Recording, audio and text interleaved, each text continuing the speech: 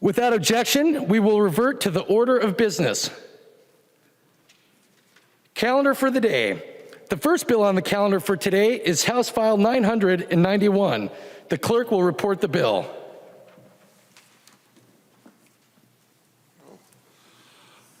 House File number 991, number 2 on the calendar for the day, an act relating to financing and operation of state and local government, the second engrossment.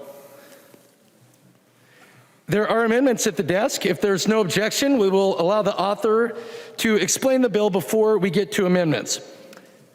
Seeing no objection, I recognize the author of the bill, the member from Clay, Representative Marquart. Thank you very much, Mr. Speaker and members. Before we talk about this House File 991, I just would like to offer some sincere thank yous. Thank you to staff. Thank you to our nonpartisan staff, Alex Hagler, Chris Clayman, Jared Swanson, Sean Williams, fiscal staff, Cynthia Templin and Catherine Schill, our partisan staff, on the GOP side, Steve Rubis and Margaret Martine, on the Democratic side, Sean Haydorn, our CLA, Ursula Griska, and Committee Administrator, Nathan Jessen. Also a big thank you to Commissioner Doty and the Department of Revenue for their help in revenue estimates and everything they also do. So staff, thank you so much. Any chair knows how valuable staff is to making a real good product. Huge thank you to our members.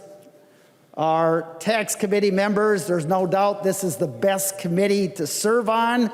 I'm seeing all these chairs nodding in agreement. And really want to thank the members. We had some, taxes is always an area where there's some philosophical differences. We always have some really good discussions. And so thank you to the members. Thank you so much to Lead Representative Davids. Your cooperation, commitment to this committee, not just this year, but over the years, is greatly appreciated.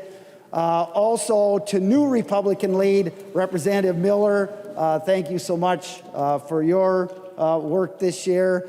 Vice Chair Leslegard, and also a special thank you to Chair Joachim, who is the Property Tax Division Chair, and her report is part of this bill.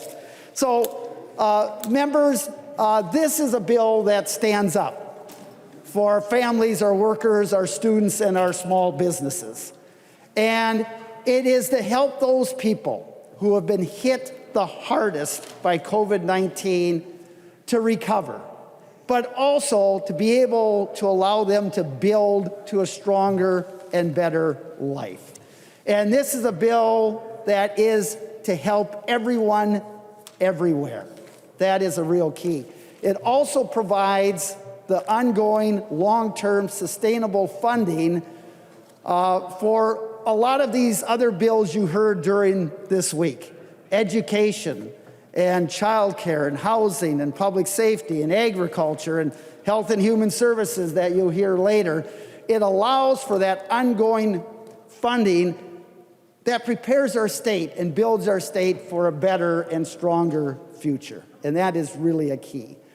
So this bill that we have before us, House File 991, provides over $1 billion of tax cuts and aids directly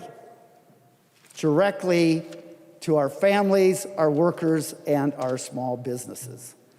And we do that, we pay for it, this $1 billion, by creating a better tax code that levels the playing field, creates more fairness, and addresses the income inequality that we have in this state.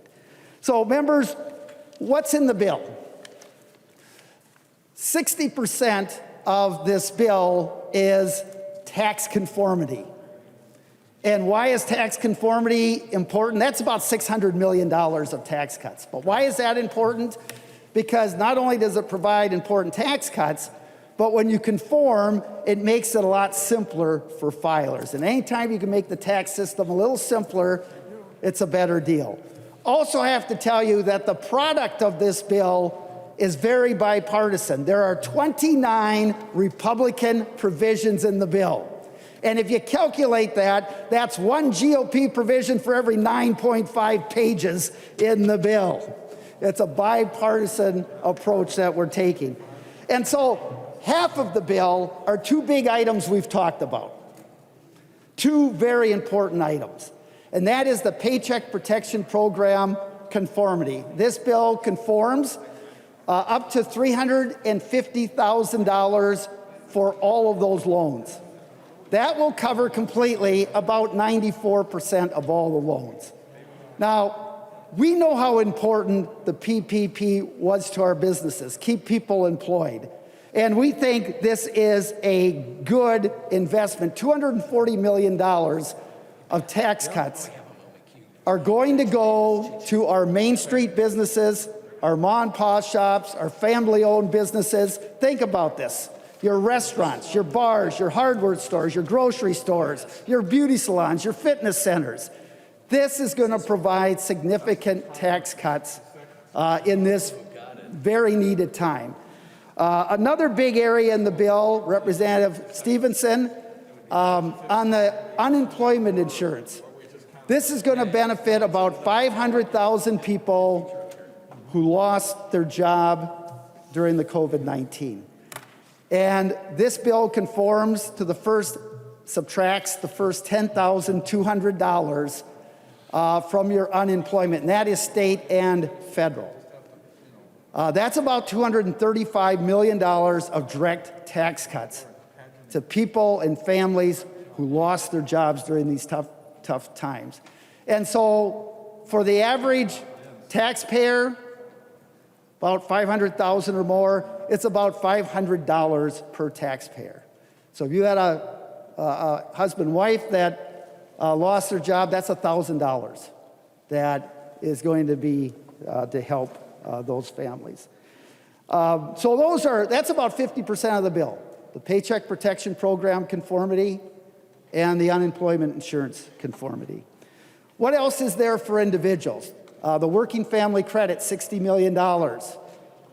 This is a program that time and time again has shown, every study, it helps reduce poverty, helps transition from welfare to work, it helps reward family and work. $60 million, that's going to help out about 170,000 people around the state. Chair Joachim will talk about the property tax cuts. There's about $30 million of property tax cuts. There is the student loan credit, about $9 million. We eliminate the marriage penalty on the student loan credit, very important. Other conformity that is in the bill, about $70 million of tax cuts will go to individuals. And that is in the area of charitable contributions to firefighters and first responders, to student loan payments, college tuition, all important conformity that will help people. So I have listed that there's about $400 million of direct tax cuts to help individuals through COVID-19. That is significant. Another big area is housing. Very proud to have a significant investment in housing in this bill. Representative Schultz has dollars for affordable housing, workforce housing. Representative Gomez has a homeless aid to counties. Very important. If you talk to your counties, they talk about the housing instability and how that's increasing their service costs and increasing property taxes. But the most important thing, it's going to help put roofs over students at night. And as a teacher myself, can't imagine how you can get a student in front of you, expect to learn if they didn't have a place to sleep the night before. That is really going to be valuable. Representative Howard also worked very hard on all of these housing issues. Small businesses, besides the PPP conformity, The other big area there is the county business relief grants, $95 million going out to counties. And we've talked a lot about how we didn't want to leave any businesses behind, people behind.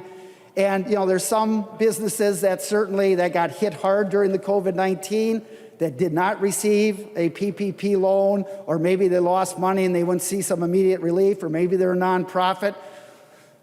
These counties have a lot of leeway on where to get those dollars out to those businesses who have been hit the hardest by COVID-19. And it's going through the counties. And I will tell you, our counties have been super partners in getting out grants to businesses. They've done that twice already. The CARES funding in the summer, in November, they did that again. About 15,000 grants out, totaling about $215 million. So we're sending those dollars again out to our counties, who have done a super job of getting those out to the businesses in need. A couple other things, there's a couple carve-outs within that county aid. One is $4.75 million to Hennepin County to be able to fund and help those businesses that were destroyed by fire during civil unrest. And also in other areas of the bill, we have for Alexandria and Melrose the same type of appropriations for fires. So it's to leave no business behind, we have this aid. There is also the statewide, Representative Leslegard has increased the market value exclusion for your statewide commercial industrial tax from the first 100,000 to the first 150,000. That's $30 million of relief. You've got a lot of think of your Main Street businesses and think about what their market value of their business might be. If it's 150,000 or less, and there's a lot in my area that are 150,000 or less, that means they're not going to pay any statewide property tax. That's 30 or 40% of their bill. That's significant. There's also a sales tax exclusion for restaurants for 2020 and 2021 that needed to make improvements to deal with COVID-19 and the health concerns. Might have been PPE supplies, might have been dividers. They can get up to $1,000 a rebate on that, which actually is about $15,000 of expenses, sales tax exclusion. There's also another $60 million in conformity on the EIDL loans, SBA loans, tax forgiven. Finally, on businesses, there's some items for farmers. We fixed the Section 179, and what that was is that in moving tax year 20 and forward, you can basically deduct everything 100% in the first year. But if you put something in operation in 18 or 19, the question was, did you have to still add back over 5 years? This allows you in 2020 now to immediately deduct what's ever left. So we did fix that. We've added significantly the beginning farmer program, and we also have increased the homestead to more family members, which is important. So I want you to think about something, folks.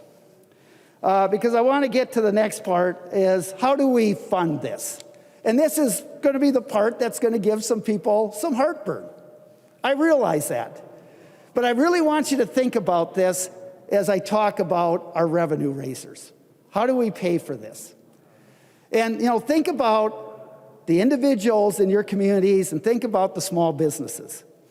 So one is, and Representative Herr championed this bill, adds a fifth tier on the income tax, increase of 1.3% on married filing couples, $1 million or more.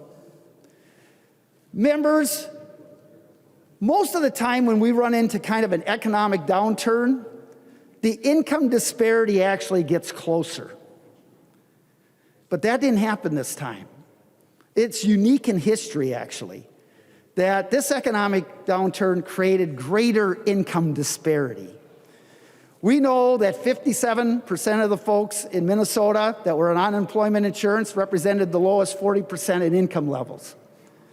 And 61% of the top quarter income had a job that they could work from remotely from home, while only 9% of the people in the bottom quarter of your income levels had a job they could work from home.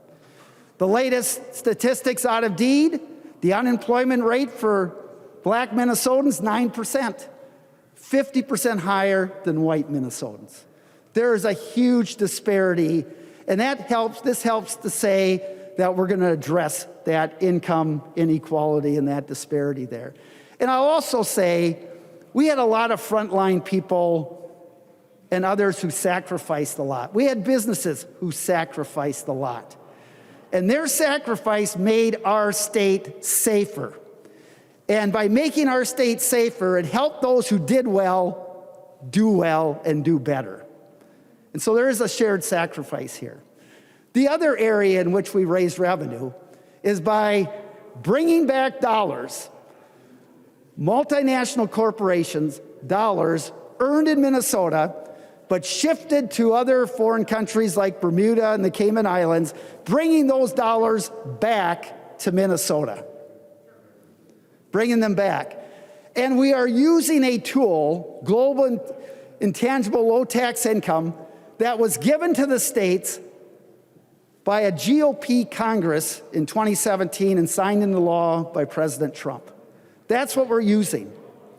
And if that sets this off, we bring those dollars back, and that's what we're doing. And the reason for this is a huge program, or a huge problem, but it's not about the revenue. This is a huge competitive disadvantage for small businesses.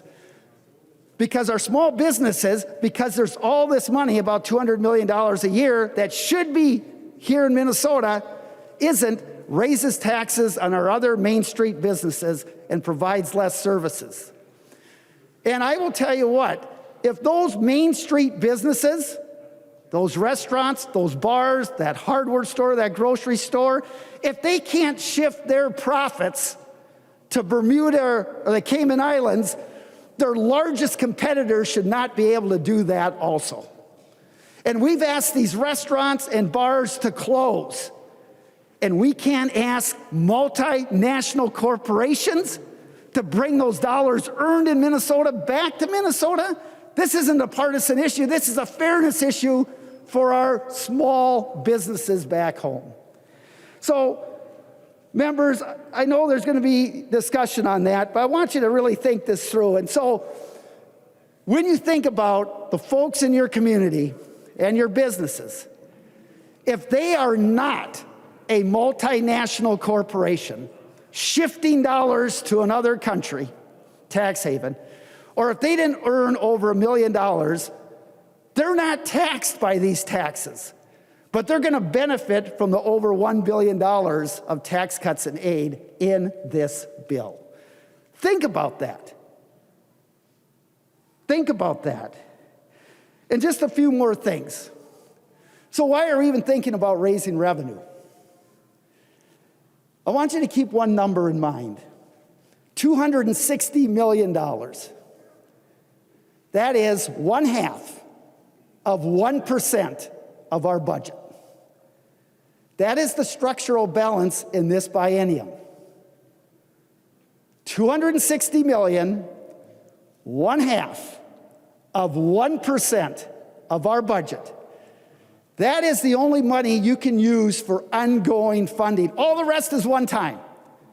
If there's other things being talked about as far as all this money, it's all one time. Only $260 million, 1/2 of 1% of our budget, can be used to ongoing fund education and health care and child care and housing and all these things that will make our state stronger. So, members, there's a lot in this bill. There's 43 communities, many of them Democrat, Republican communities, it didn't matter, that are going to benefit specifically from this bill. There's also some provisions that increase transparency and accountability to taxpayers. There's a Tax Expenditure Review Commission. There's the Minnesota Taxpayer Receipt and the Minnesota Property Taxpayers Day. So members, this is a good bill. Provides over $1 billion of direct tax cuts and aid to our communities, our families, our workers, and small businesses. And it says to those folks who are having a very difficult time now wading through COVID-19 is that to our families, to our workers, and our small businesses, we have your back. We're standing up for you. So members, I'm looking forward to a good debate today and appreciate your support at the end. Thank you, Mr. Speaker. The member from Hennepin, Representative Joachim. Thank you, Mr. Speaker and members. I have just a few comments about the Property Tax Division report that is included in the tax bill before us today. First, I'd like to thank Chair Marquart for Excuse me, Representative Joachim, we're having difficulty hearing you here in the chamber. If you could please speak more loudly and closer to your microphone, we would appreciate it. Thank you. How is this, Mr. Speaker? That is much better. Please proceed, Representative Joachim. Thank you, Mr. Speaker and members. I have just a few comments about the Property Tax Division report that is included in the tax bill before us today. First, I'd like to thank Chair Marquart for his partnership, as well as the willingness of Minority Lead Representative Hertaz to work across the aisle and meet with me weekly. I'd like to thank our Property Tax Division Vice Chair Representative Gomez and all the members of the Property Tax Division for your conversations in committee, and of course, to the many capable hands of staff that help this place run. Thank you to our CA Nathan Jessen, our CLA Eric Peterson, and our DFL GOP and New Republican researchers, as well as our amazing nonpartisan staff. We put together a good division report that was included in the tax bill. Finally, a big thank you to all who provided testimony in the division. We should always strive to have more voices at the table. We provide flexibility for our cities and counties with local option sales taxes and TIF.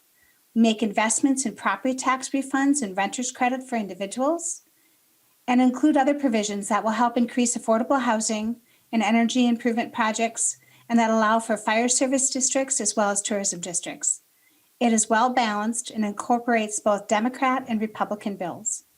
Members, in Article 7, we made some changes related to property tax exemptions and application dates with bills from Representative Detmer and Petersburg.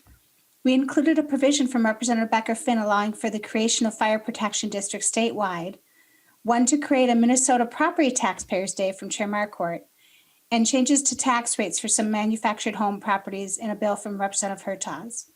There's also a provision that I carried that allows owners of certain multi-unit housing and small business owners to install energy improvement projects and then request their municipality to assess the property to spread the payments over time. Article 8 contains aids and credits to our municipalities, and Article 9 includes a journey through the wonderful world of local option sales tax. Earlier in session, I sent out a memo on local option sales tax that included its history and the more recent conversations regarding parameters for this mechanism meant to fund local capital projects, including previous discussions and work from the 2019 Property Tax Division. The committee spent some time discussing the memo and concluded that the projects included be regional, involve expenditures on capital projects, and provide some sort of benefit to those not living in the city or county that would be paying the tax. We tried to stay true to those discussions when including members' bills in the division report. 3 of the local option sales tax provisions were changed to a local government aid increase instead. Those were projects from Representative Sandsteed, Poston, and Burkle. Their project price tags were low, and a loss provision would have taken their communities over 20 years to collect the funds for the project. So changing those projects to a bump in their city's LGA just made more sense. Chair Marquart added to the LGA funds by the same amount so as not to affect the distribution formula to other cities. The other local option sales tax provisions that were included were from Representatives Sundin, Edelson, Rasmussen, Igo, Murphy, Erdahl, Kreischer, Bonner, Erickson, Keeler, Lilly, Wolgamott, Ackland, Poston, and Tice. In Article 9, there's also a lodging tax change for Representative Cleburne and Plymouth and a change on the food and beverage tax for Representative O'Driscoll and Sartell. Article 10 includes legislation regarding tax increment financing. TIF is an important tool in the toolbox for cities across our state that spurs economic growth, especially for those cities that are fully developed. With this division report, we provide flexibility for individual cities as well as cities across the state when it comes to the 5-year rule and legislation from Representatives Torkelson and Hertaz. Representative Fisher carried a comprehensive TIF bill that included that extension as well as flexibility to use unencumbered TIF increment to transfer money to affordable housing trust funds. There are also individual bills included that allowed that same type of transfer carried by Acom, Howard, and myself. And the other TIF flexibility bills were included from Representative Berg, Bernardi, Hamilton, Howard, and Hertaz. Moving on to Article 11, you find Chair Marquart's HF 500, the annual public financing bill. It's basic, technical, and non-controversial. And then finally, in Article 13, you find a study for property classified as 4D from Representative Herr, as well as a temporary freeze on the indexing on the first tier of the 4D property while we study a proposal to change that first tier rate that Representative Howard brought forward. There's provision from Representative Dabney that allows cities to establish tourism improvement districts. And as Chair Marquart noted, we provide some relief for folks hit by increasing local property taxes by making important targeted investments in the homestead credit refund, as well as the renter's credit program with the bill that I carried. We also include the use of ITINs for homestead credit. This is a basic matter of fairness. There are a few things that are not in the bill. There were no provisions to increase LGA or CPA, or to provide additional money for certain cities that may be close to falling off the formula. That is because we are putting together a study group with stakeholders over the interim to take a run again at the formula change to LGA and CPA. There are also no big tax exemptions for certain properties or individual groups. Our bill stayed away from proposals that would cause big shifts onto other property classifications. We don't know how the market's going to shake out after COVID, and thought it was best to let the dust settle first. Members, the property tax division portion of this bill is fair, it's balanced, and will help individuals as well as our communities that we value. Thank you, Mr. Speaker. There is an amendment at the desk. The clerk will report the amendment.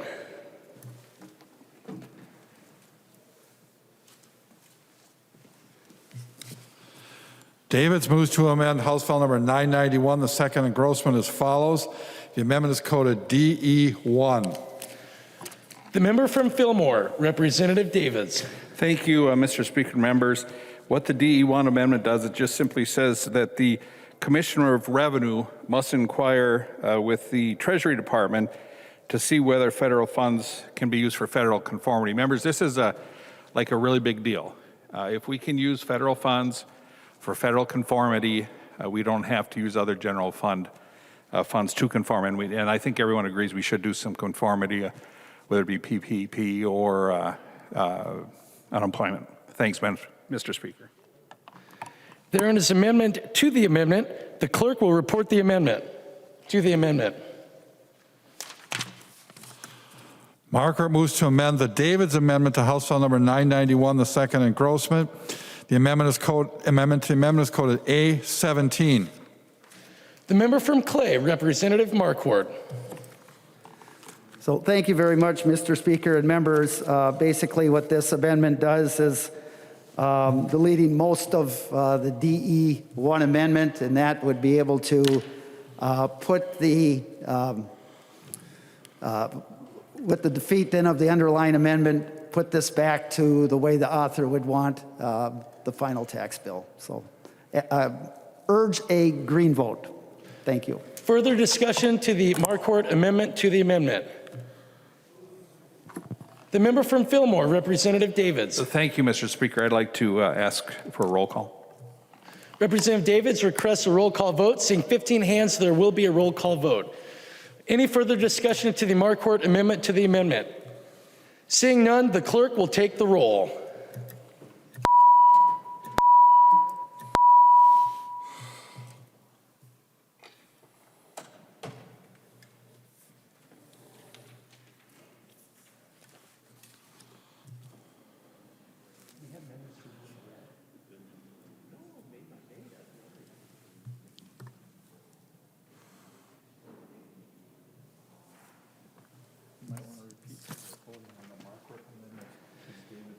I will remind members that we are voting on the Marquart amendment to the Davids amendment.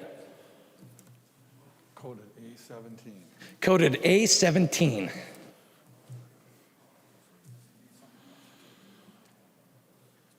Members who are voting remotely, please vote.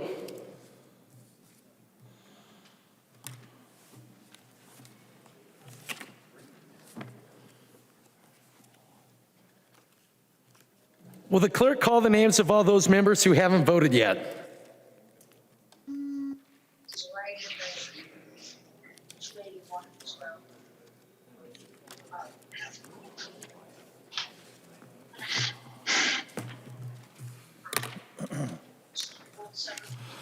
Ackland.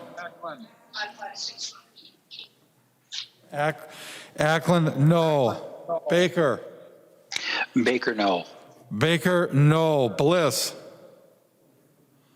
Bliss, no. Bliss, no. Franzen.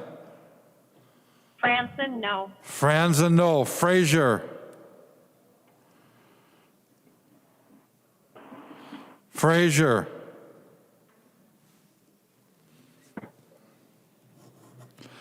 Gruenhagen.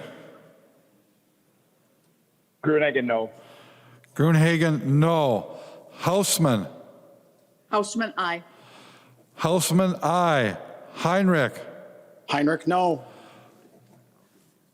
Heinrich, no. Heinzman. Heinzman, no. Igo. Igo, no. Katiza Watun. Katiza Watun, aye. Katiza Watun, aye. Kosnick. Cosmic, no. Kosnick, no. Kreshaw. Grisha, no. Kreshaw, no. Mason. Mason, aye. Mason, aye. McDonald. McDonald, no. McDonald, no. Moran. Moran, aye. Moran, aye. Nash. Nash, no. Sandsted. Sandsted, aye.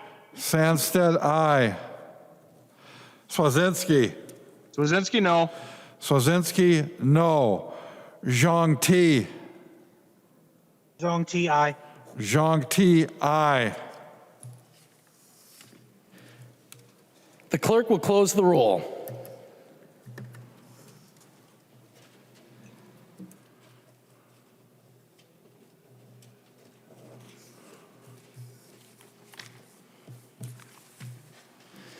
There being 68 ayes and 64 nays, the motion prevails and the amendment to the amendment is adopted. There is an amendment to the amendment. The clerk will report the amendment to the amendment.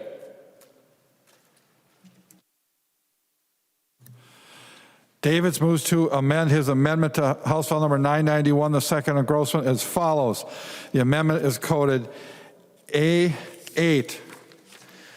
To the author of the amendment to the amendment, the member from Fillmore, Representative Davids. Well, thank you, Mr. Speaker and members. Now, I hope we know what we just did, just to follow along a little bit. The first vote we took here, we just voted to tax all PPP loans. We voted to give relief. We voted not to give relief to those on unemployment. We took away the increase on the working family credit, homelessness, the increase to the renter's credit property tax refund. Against all small businesses, we just took away the student loan refundability, the tax rate for public safety facilities. That hurts, that's my bill. Penalty, put a penalty, anyone who had taken money out of retirement accounts where you could do it before age 59 and a half, that's out of there. We are taxing the people who've been foreclosed on. We're taxing school fundraisers. You voted against restaurants. So the first thing we did is we voted against PPP, took it out of the bill, unemployment out of the bill. We took it out of the bill. So I'm sure we'll be hearing from our communities on this. Mr. Speaker, I'd like to withdraw the A8 amendment. Representative Davids withdraws the A8 amendment. Mr. Speaker, Representative Davids. I'd like to withdraw the DE1 amendment. Representative Davids withdraws the DE1 amendment. Thank you, Mr. Speaker. There is an amendment at the desk. The clerk will report the amendment. Backer moves to amend House File Number 991, the second engrossment, as follows. The amendment is coded A13. To the author of the amendment, Representative Backer. Yes, thank you, Mr. Speaker and members.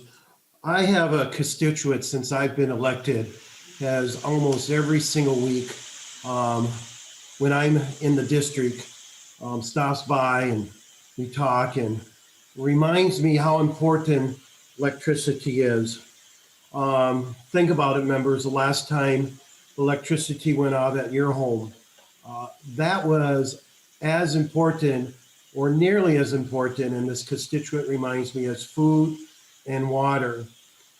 The chair, Marquart, represented talking about provisions in this bill that really helps people of middle to lower income. And when we remove the sales tax on electricity, that does the same thing.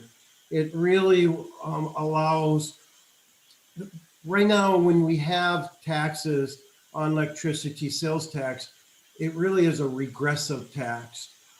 We all need it.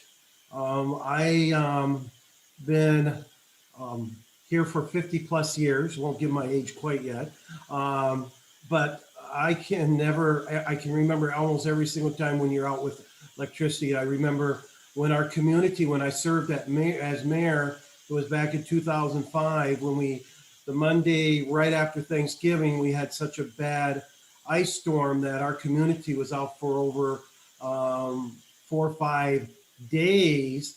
And then around us was out for 10, and some farms were out for 15 days, 10 to 15 days. So this constituent continues to remind me that the folks in St. Paul, that's exactly what he calls us, the folks in St. Paul, I suspect likes warm bath, hot food, and... Excuse me, Representative Backer, we're having difficulty hearing you here in the chamber. If you could please speak louder and more closely to your mic. I want to make sure that all members have the opportunity to hear your discussion. Thank you. Sure, thank you, Mr. Speaker. So he continues to remind me that us folks in St. Paul probably like warm, warm food, cooked food, and electricity in the wintertime, and cool in the summertime with our air conditioning. Now, I recognize that this amendment will probably be ruled out of order because it changes the fiscal note of the bill. I do want us to start having that conversation that electricity is a necessity in our society for businesses, for hospitals, for schools, and we really need to think about taxing such an essential service that is really a regressive sales tax. So that's all I have. Thank you, members, and Mr. Speaker. Further discussion to the A13 amendment. The member from Clay, Representative Marquart. Mr. Speaker, I rise to a point of order. Representative Marquart, state your point of order. I rise to point 4.03, dealing with budget resolutions, and this amendment would cost about $600 million over the next biennium, and that certainly exceeds the limits of the budget resolution. I'd ask you to make this out of order. Advice to the Marquart point of order. I find the point of order is well taken. There are no further amendments at the desk. The clerk will give the bill its third reading. Third reading, House File Number 991. Third reading. Discussion to the bill. The member from Ramsey, Representative Herr. Thank you, Mr. Speaker. And before I begin my remarks, I did just want to say really quickly that I wanted to just touch really quickly on what Representative Drazkowski mentioned before. And I just want to say that we don't always agree on policy, but I know that in the times we have engaged in conversation, I felt heard by you, and I felt that you listened to my perspective. I hope that you felt the same way from me as well. And I think that the request from the majority leader was not about squashing conversation, but to make sure that our conversations are factual. And I did want to point out that Christopher Columbus did sail the ocean blue in 1492, and that was over 500 years ago. And then indigenous people did live here thousands of years before we got here. And so being a couple hundred years off was actually off by thousands of years. But I know that I'm not saying this to point at you or to pick at it. It's just that if we really want to understand where we need to go from here, we have to know where we came from. But I want to, let you know that I've always felt like you were very genuine in your engagement with me, and it's not to squash conversation. So I just wanted to say that real quickly. Members, I rise today to speak in support of the tax omnibus bill. I want to first say thank you to Chair Marquart. As a new member to the tax committee, I've not only learned what the work is in this committee, but also how a true statesman and leader operates. You have led this committee with great integrity. I want to focus my comments today on one specific provision, the one that establishes a fifth tier for Minnesota's individual income tax.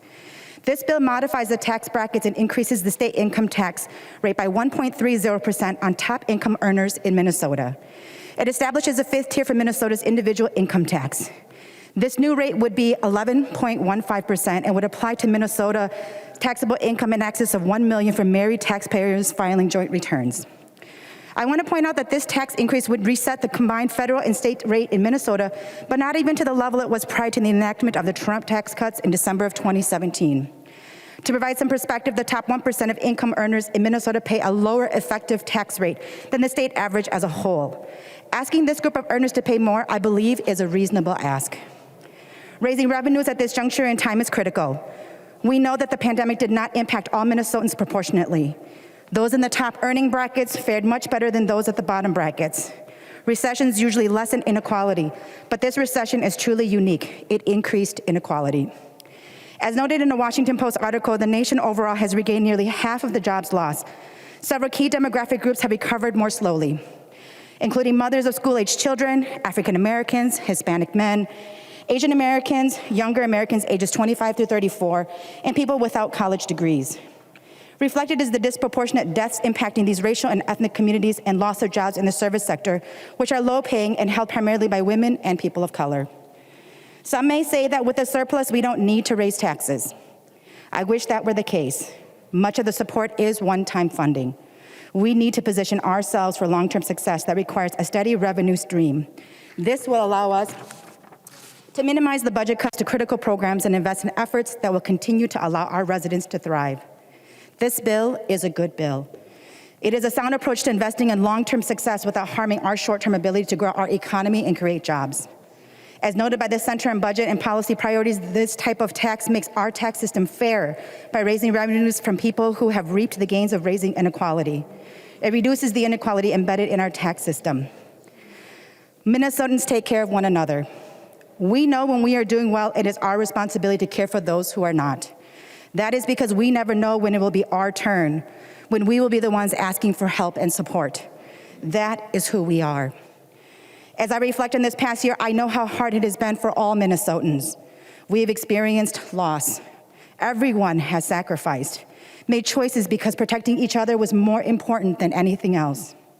Despite how hard it has been, I know that I fared better than most Minnesotans. I haven't shared this with many people, but this past year, my husband lost his job. The months in which my husband was unemployed, we had enough in our savings to get us by until he was able to secure another job. The difference between us and most Minnesotans is that we were invested in the markets. It wasn't just about jobs. We saw our investment yield a return of 35% in the rolling 12 months, a 13% increase from a full year return in 2020. Being invested in the markets afforded us the privilege to continue to build assets and wealth while most Minnesotans struggled to get by. This example, my story, it is not a story of a chance or that my husband and I worked harder than anybody else. As refugees to this country, there were times our families depended on public assistance. Our parents had access to financing tools to secure housing.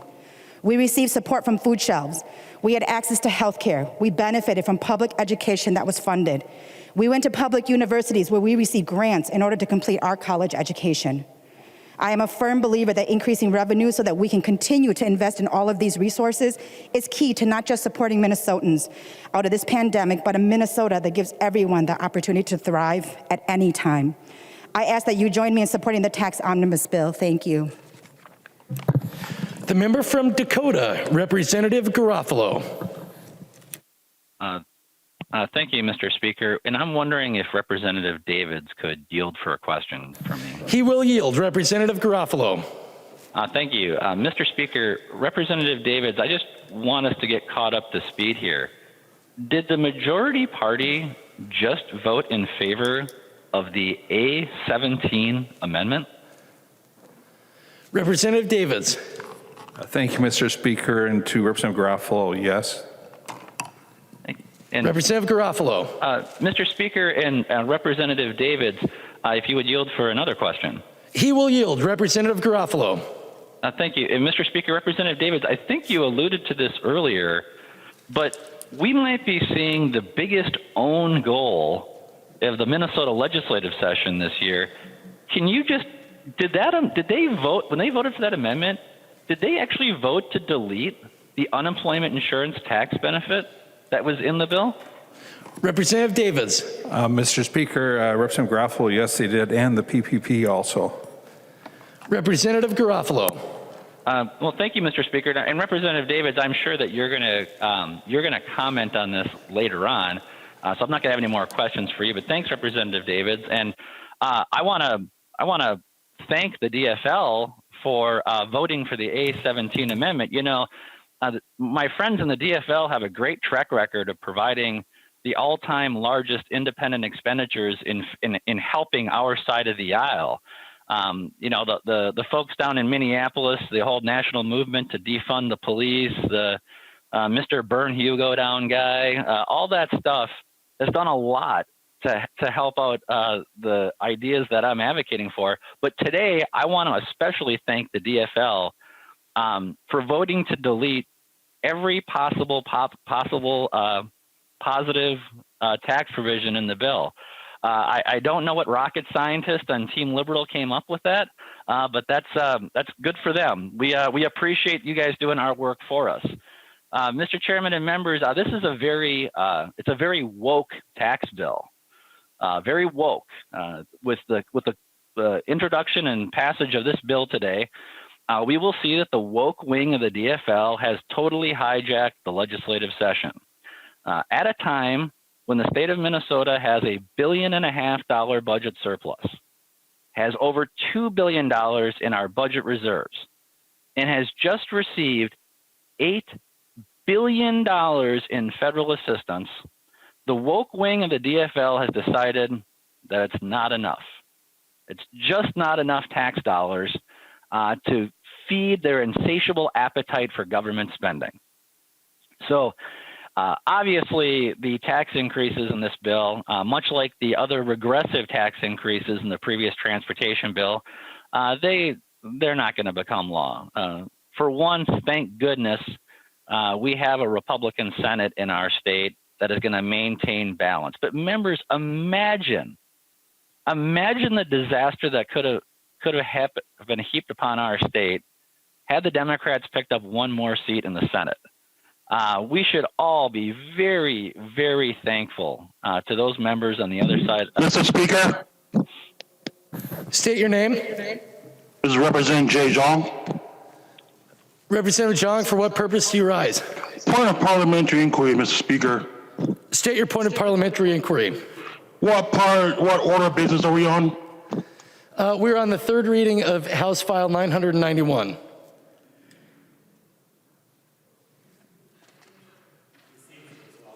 Representative Garofalo. Thank you, Mr. Speaker. Representative Zhang, the order of business is we're discussing the woke wing DFL tax bill today. That's the item that we have up on the agenda we're discussing right now. And Mr. Speaker, I appreciate you not ruling on that point of order. I am simply building a base for the arguments against this bill. So what we have before us at a time of unprecedented amounts of resources being in the hands of government, we have Democrats who are insisting on raising taxes. As we saw earlier last week, with the regressive tax increases on the working poor and the working class, and today with additional tax increases across the state of Minnesota, we see a sort of addiction to government spending that really needs to be cured. And of course, the only treatment for the DFL's addiction to this government spending is some voter and taxpayer revolt. That's really the only anecdote for this. But I am so thankful that we have balance in government so that the unpopular provisions in this bill, the things that would hurt the state of Minnesota, they have no chance of becoming law. But I do want to highlight the issue of the PPP and the UI. It is important for people to understand that we have an opportunity in this chamber to pass things we agree on. At the federal level, the Democrat House, the Democrat Senate, and the Democrat President signed a bill that excluded the first $10,200 of unemployment insurance income from taxation at the federal level. Now, Minnesota is not an automatic conformity state, so we have to, we have to actually pass these proposals through an act of the legislature in order to exclude that from taxation. But the DFL majority decided they couldn't do that. Even though there's agreement on making sure that those who lost their jobs last year shouldn't be paying higher taxes, the DFL decided to take those unemployed individuals, those who were hurting the most, decided to take them hostage and use them as leverage for their silly goofball tax increases. It's indefensible. Why on earth would the DFL engage in a strategy of taking those who were hurt most by the pandemic, people who lost their jobs? By their nature, you only get unemployment insurance if you lose your job. And what they've done is use those individuals, people who are financially hurting in our state the most, and used them as poker chips in a big, big end of session global negotiation game. Now, if you're looking for a ray of hope in all this conversation, beyond the fact that none of these tax increases are going to happen, it's important to realize the long-term gain that's taking place here. There's been a multi-decade problem in the legislature of more and more decisions being made by fewer and fewer people. And that goes through Republicans and Democrat administrations. It just progressively keeps getting worse. But one of the benefits that we're going to see from this session, this unprecedented consolidation of power with Governor Walz's never-ending emergency powers and the setup for the leadership tribunal of 3 people making all the decisions for everything, one of the things I'm very optimistic about is the first term of Republican members on our side of the aisle who are seeing this and recognizing this is no way to run a government.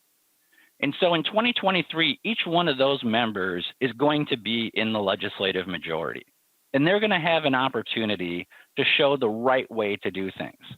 And the years, the decades of this consolidation of power, of this, of just simply of members forfeiting their ability to make decisions and letting other people tell them what to do, that's going to come to a big crashing end in 2023. So for that measure alone, I guess I should give thanks to Representative Marquart and the DFL majority for what they've accomplished. To make it a reform-minded, to be the first steps in implementing a reform-minded conservative majority. So that I am thankful. But Madam Speaker, members, I hope that the Senate takes this tax bill, they dump all the crud out of it, and they fire it back with just the unemployment insurance tax relief and just the PPP loan relief. I hope that's what they do. And then, of course, they negotiate a second tax bill with all the other provisions later on. But as you've seen with this bill and as you've seen going on all session, DFL members are about to learn what the leadership has been doing to Republicans by ignoring and marginalizing us. The governor and legislative leadership is about to do to you. And you're going to see fewer people making more decisions. None of these tax increases are going to happen, but you're going to see a lot of provisions enacted into law that you know nothing about, you have no history of, and you're just going to be doing what you're told. And so for that, I look forward to 2023 with much positivity and much optimism. Thank you, Mr. Speaker. The member from Hennepin, Representative Agbaje. Thank you, Mr. Speaker, and thank you, members. I want to start by saying thank you to Chair Marquart for putting together such a great tax bill and for running a great committee this session. So this tax bill really encompasses a lot of Minnesota's values by addressing the needs of people who are acutely affected by this pandemic. particularly our lowest income workers. And we have obligations to each other, and we meet those needs through this tax bill. This bill invests in Minnesota's future, and it does that in one way through this fifth-tier tax rate by having those who can afford to pay more, such as our wealthiest Minnesotans and our largest corporations, to pay more into our tax base. And as we heard in committee, there are many people who support this effort because they know that funding for everyone's needs will make Minnesota stronger and more attractive to more people and businesses in the long run. This bill makes strong investments in housing. And as we heard last week, everyone deserves to have a place to call home. This bill includes tax credits to homeowners and renters, so more people can have some of the burden of their housing costs lifted. There are also funds dedicated to programs to end homelessness and entice more development of affordable housing. There's also a tax credit in here for beginning farmers. So not only does that bring younger farmers into that industry, but it also begins to break down barriers for farmers of color, which we know have been explicitly discriminated against in that sector. Again, this bill primarily centers the needs of those who suffered during the pandemic, and we heard the cries of many small businesses who wanted the PPP conformity, and we did that and we tailored it to those most in need. Same with matching on the federal conformity for unemployment insurance.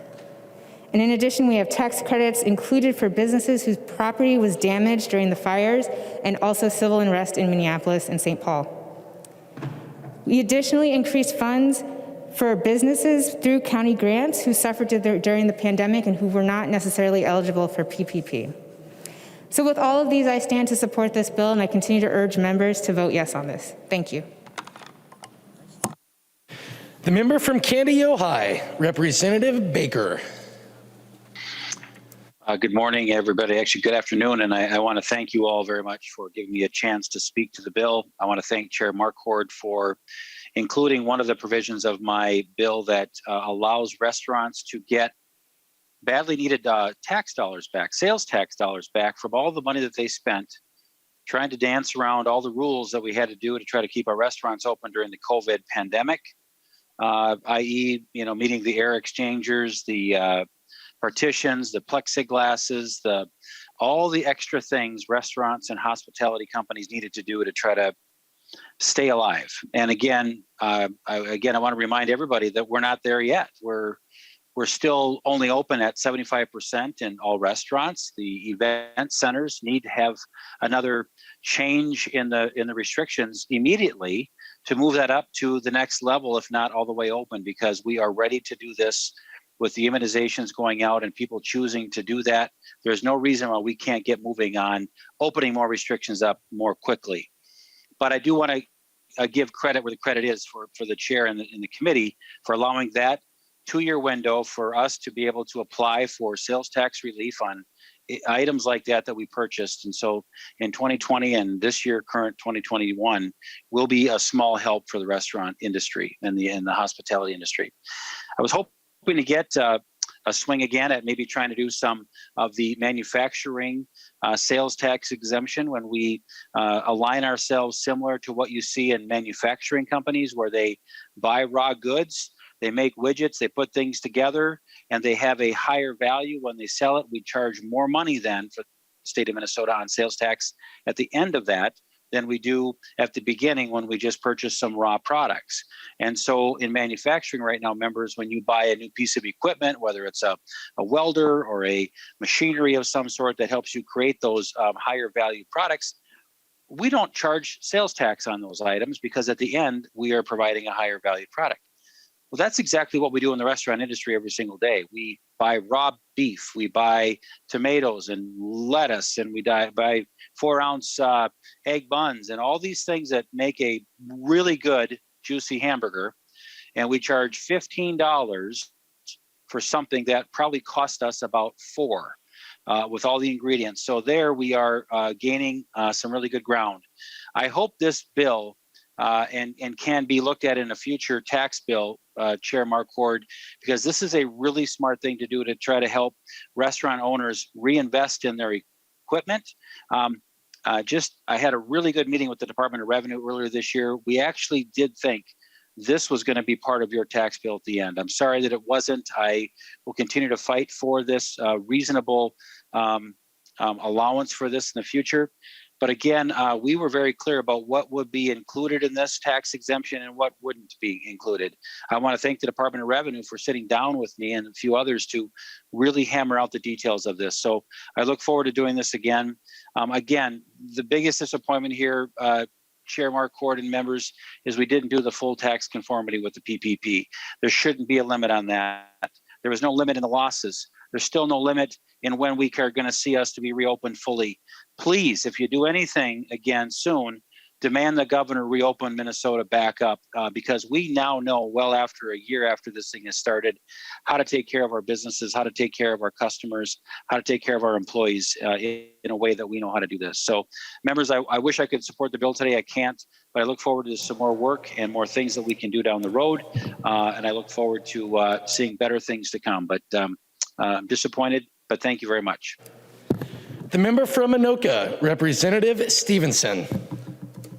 Well, thank you, Mr. Speaker, and thank you, Chair Marquart, for bringing a really exceptional tax bill to the floor today. I was a member of the tax committee for the first time this year. I learned so much about taxes and about being a fair and a good chair from watching you work this year, and I appreciate that opportunity. I also appreciate you for including my bill to conform with the federal government on the unemployment exclusion. And I just wanted to say for a minute, you know, members, I think we sometimes, when we think about this issue, we got to remember how it came to pass.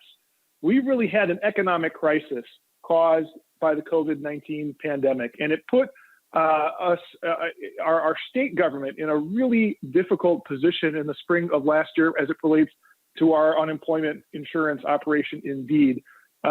You know, we had in the span of just a few days, weeks, more unemployment claims in 2020 in just a short period of time, less than a couple of weeks, than we had in all of 2019. And then on top of that, we had the federal government pass these supplemental benefits of $600 a week, a brand new program that the folks over at Indeed had to layer on top of existing benefits. And on top of that, they created another new program, the Pandemic Unemployment Assistance Program, PUA, from scratch that our good state employees over at Indeed had to create too. So they had record claims in two new programs to do, all in the middle of an economic crisis that we were experiencing in Minnesota. And they did it. They did it a great job. We were one of the very first states to get the $600 a week live. We were one of the very first states. I think we were the first state to get PUA live. And that meant that Minnesotans were spared significant pain last summer because we were able to do so well. And I think it's important to recognize the times that government does what it's supposed to do and does it well. And that's what happened at Indeed. But the consequence of moving quickly on that meant that we didn't withhold state taxes from those supplemental unemployment payments. And so if we do nothing, a lot of people who have hurt a lot over the last year are going to hurt even more on their taxes this year. And I applaud Chair Marquart for recognizing that and including that in this bill, including, I know we keep hearing from the members of the minority about how in this amendment shell game that was played that there was a vote there. But I'd remind everyone that in a minute here, we're going to vote on PPP, we're going to vote on UI, we're going to vote on all those provisions. The last thing I wanted to say was I really was slightly encouraged at the comments of my very good friend, Representative Garofalo, and his concern about the unprecedented concentration of power, because that's a concern that I have as well. Although I think, I just think that my friend Representative Garofalo needs to start talking to people outside of a 3-block radius of the Capitol, because I think outside of that radius, no one knows what the tribunal is or these references to things that happened years ago. But people are concerned about when I talk to people in Champlin and Coon Rapids, I do hear about a concern about unprecedented concentration of power in the hands of a few huge businesses and massively wealthy individuals. That's the unprecedented concentration of power that I hear concerns about. And in particular, I think that this bill is important to that because it includes that guilty measure that Representative Marquart, Chair Marquart talked about, that will level the playing field. You know, there's no reason why we should give a special advantage to huge companies that can shelter their profits in overseas tax havens like Bermuda and disadvantage our local small businesses here in Minnesota. That's the kind of unprecedented power, concentration of power that this tax bill gets at, and I'm glad it does. I'm looking forward to voting green. Thank you very much. The member from Hennepin, Representative Robbins. Thank you, Mr. Speaker. Thank you, members. Thank you, Chair Marquart. I also am a first-time member of your committee, and I enjoyed it very much. I learned so much. I have to say, members, I'm rising in opposition to the bill, and Chair Marquart, I'm one of the people who this bill is giving heartburn to that you referenced earlier in your remarks. There are some good provisions in this bill, members, but there are a lot of problems. So I'll try to be brief, but I have a lot on my mind here. So the first thing I want to say is that the tax ecosystem of our state is really important. And Chair Marquart had some interesting comments where he said that our small businesses are competing with our large businesses and that they're in competition with each other. And so this favors, the tax bill he's sending forth favors our small businesses. And members, I just look at it very differently. So the restaurants and bars and the hardware stores that you referenced, Representative Marquart, are not competing with our larger multinational corporations here in Minnesota. Instead, the people who work at the multinationals are patrons of the bars and restaurants and the hardware stores. They're the customers. And those jobs from multinational corporations here in our state provide great paying jobs. They attract fantastic talent to our state, great education, and they're an important part of our ecosystem, just as the small businesses, the mom and pop shops, the bars and restaurants, the nail salons, all of those are also important to our ecosystem. And I represent both in my district, and we need all of the above. We can't pit them against each other. Instead of being competitors or substitutes for each other, members, they are complements. And when one does well, the other one does well. And so we just have to keep our eye on the ball. And we cannot be saying that helping one hurts the other. In my district, I have an injectable plastics mold manufacturer. They are a supplier for one of our state's very large multinationals. I have several precision manufacturers that provide very small, detailed parts for many of the other larger companies in our state. I have a very specialized transportation company that is based in my district that provides specialized refrigerated trucks to take medical devices to different parts of our country. All of these businesses in my district, whether they're small or large, depend on each other. And Minnesota's success as a state has been largely because we have done a great job at melding these different aspects of our economy and helping them work together. This bill would create division in the different sectors and really drive out some of the big companies that are essential to our success. Before I became a legislator, I ran something called the Economic Club of Minnesota, which was very focused on how Minnesota can better compete in the global economy. And one of the things I learned in that experience was how small we are. So members, the United States has 4.25% of the total global population. That means 95% of our customers are outside of the United States. Minnesota is an even smaller part. We are 0.1% of the total population. And 99.9% of our state's customers are outside of Minnesota. So members, we have to really make sure that our policies make our state competitive. And this bill does not do that. It sends us in the wrong direction. So a couple of things that send us in the wrong direction and hurt our small businesses as well as our large businesses are the corporate tax increase and the fifth tier. So members, the fifth tier and the corporate tax increase doesn't just hurt the big companies. It hurts small businesses in all of your districts who either pay their income tax through pass-through income tax, and they'll be hit with that fifth tier, or they pay the corporate income tax, even though they're really small, but they're organized as a corporation. So it's our small businesses that are going to be harmed by this. And in addition, for the big companies, which will also be harmed by this, those tax increases are honestly regressive. The Department of Revenue's tax incidence study has said that these corporate tax increases are regressive because consumers end up paying this through higher prices and employees end up paying it through lower wages and benefits. So when you raise the corporate income tax, it's regressive. $941 million of this tax bill is regressive, members.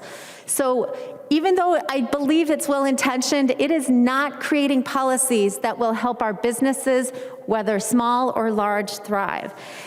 And back to the competitiveness piece of this, members, since we would be the only state in the country to move from a water's edge form of taxation where you tax the income that's generated in your state or your country to the worldwide combined reporting.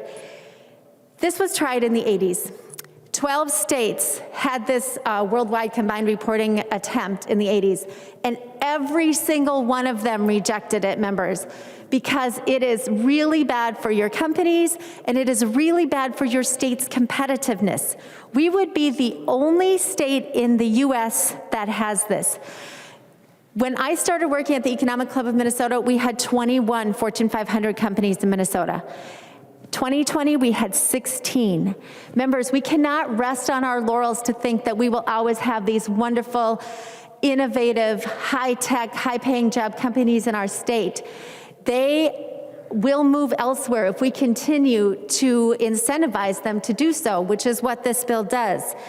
And we have to remember that our being the only state and the only country in the OECD, so in all 130 countries in the Organization of Economic Cooperation and Development, all the 130 developed countries, nobody has worldwide combined reporting, nobody. And the United States, no other state has this. So we would be one state out of 130 countries that would have this, and it would severely disadvantage our companies. And we've already talked about how that also then hurts our small businesses through the supply chain and just through customers in our districts.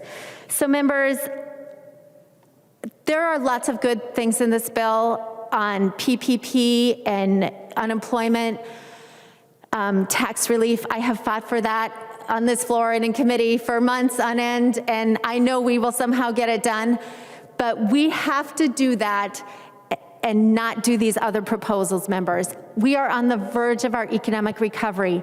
This will set us back. So members, I urge you to reject this, and I hope, Chair Marquart, that the conference committee comes out with the clean PPP conformity and the UI tax relief. That's so important, but I hope some of these other onerous provisions will not be back when the conference report comes. Thank you, members. The member from Hennepin, Representative Gomez. Thank you so much, Mr. Speaker. I just wanted to share a little bit about the Housing First for Kids tax aid that the chair included in the bill, and he mentioned in his opening comments. As written, it's going to help 5,000 families across the state who experience, with kids, school-age kids who experience homelessness each year. So there's more than 10,000 families, but as it's scaled in this, we will meet the needs of half of them. So I have the honor of chairing the division on preventing homelessness this term. I mean, I still have to agree with my chair that taxes is the best committee to serve on. Maybe if we keep going, my committee will crack the top 5 at some point. But I'm really thankful to have a great working relationship with the GOP lead on my committee, Representative New Brindley, and the other members of our committee.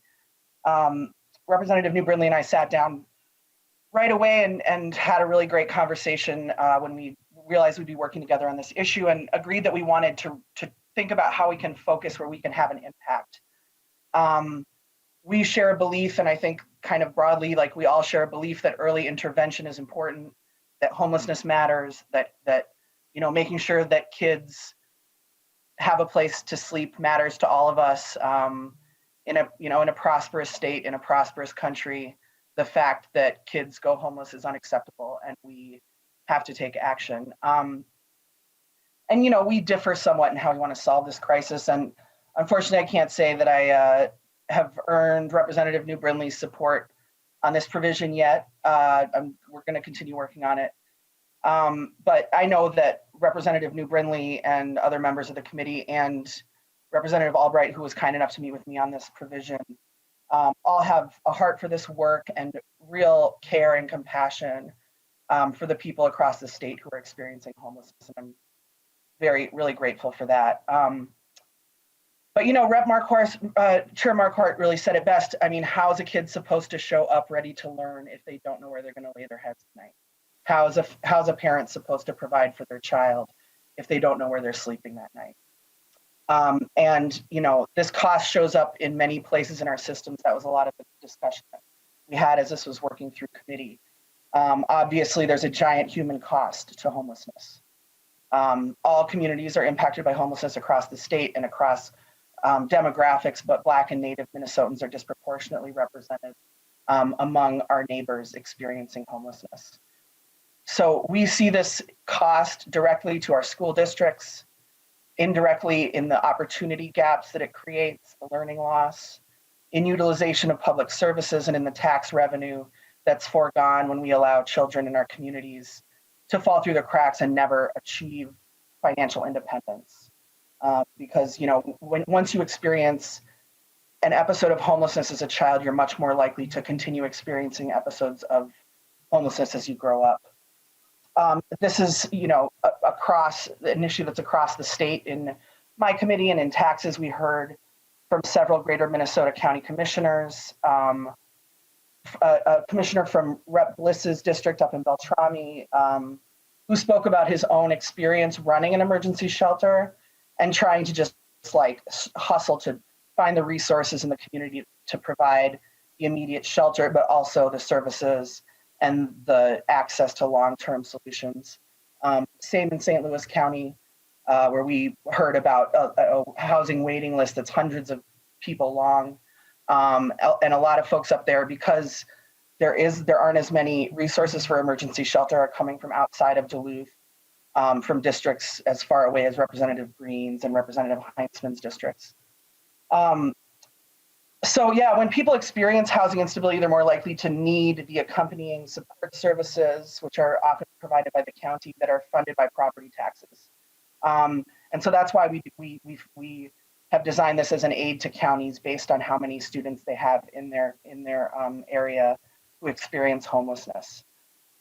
We've just heard a lot about the way that kind of kicking this down the road and not intervening early results in a much more kind of costly, both in terms of the human and economic impacts, solution at the end.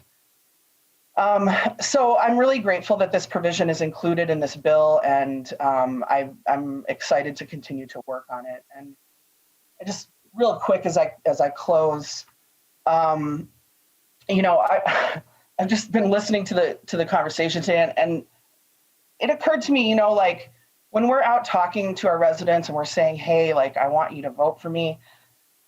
I mean, I certainly don't think that any of us heard, oh, hey, who needs a voice in St. Paul? Who really needs somebody to go there and fight for them is people who make 20 grand a week and don't want to kick in a couple extra dollars so that the rest of us can have a fair shot. No one asked us to come here and work for the millionaires and the billionaires out there. They're doing all right. They're doing all right.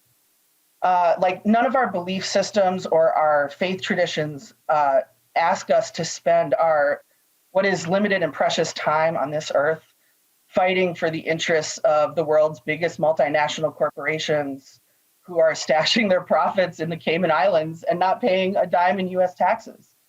That's not why we're here. That's not the work that we're here to do.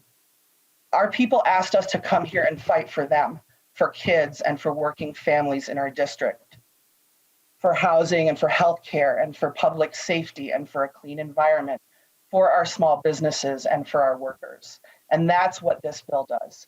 It invests in the public good.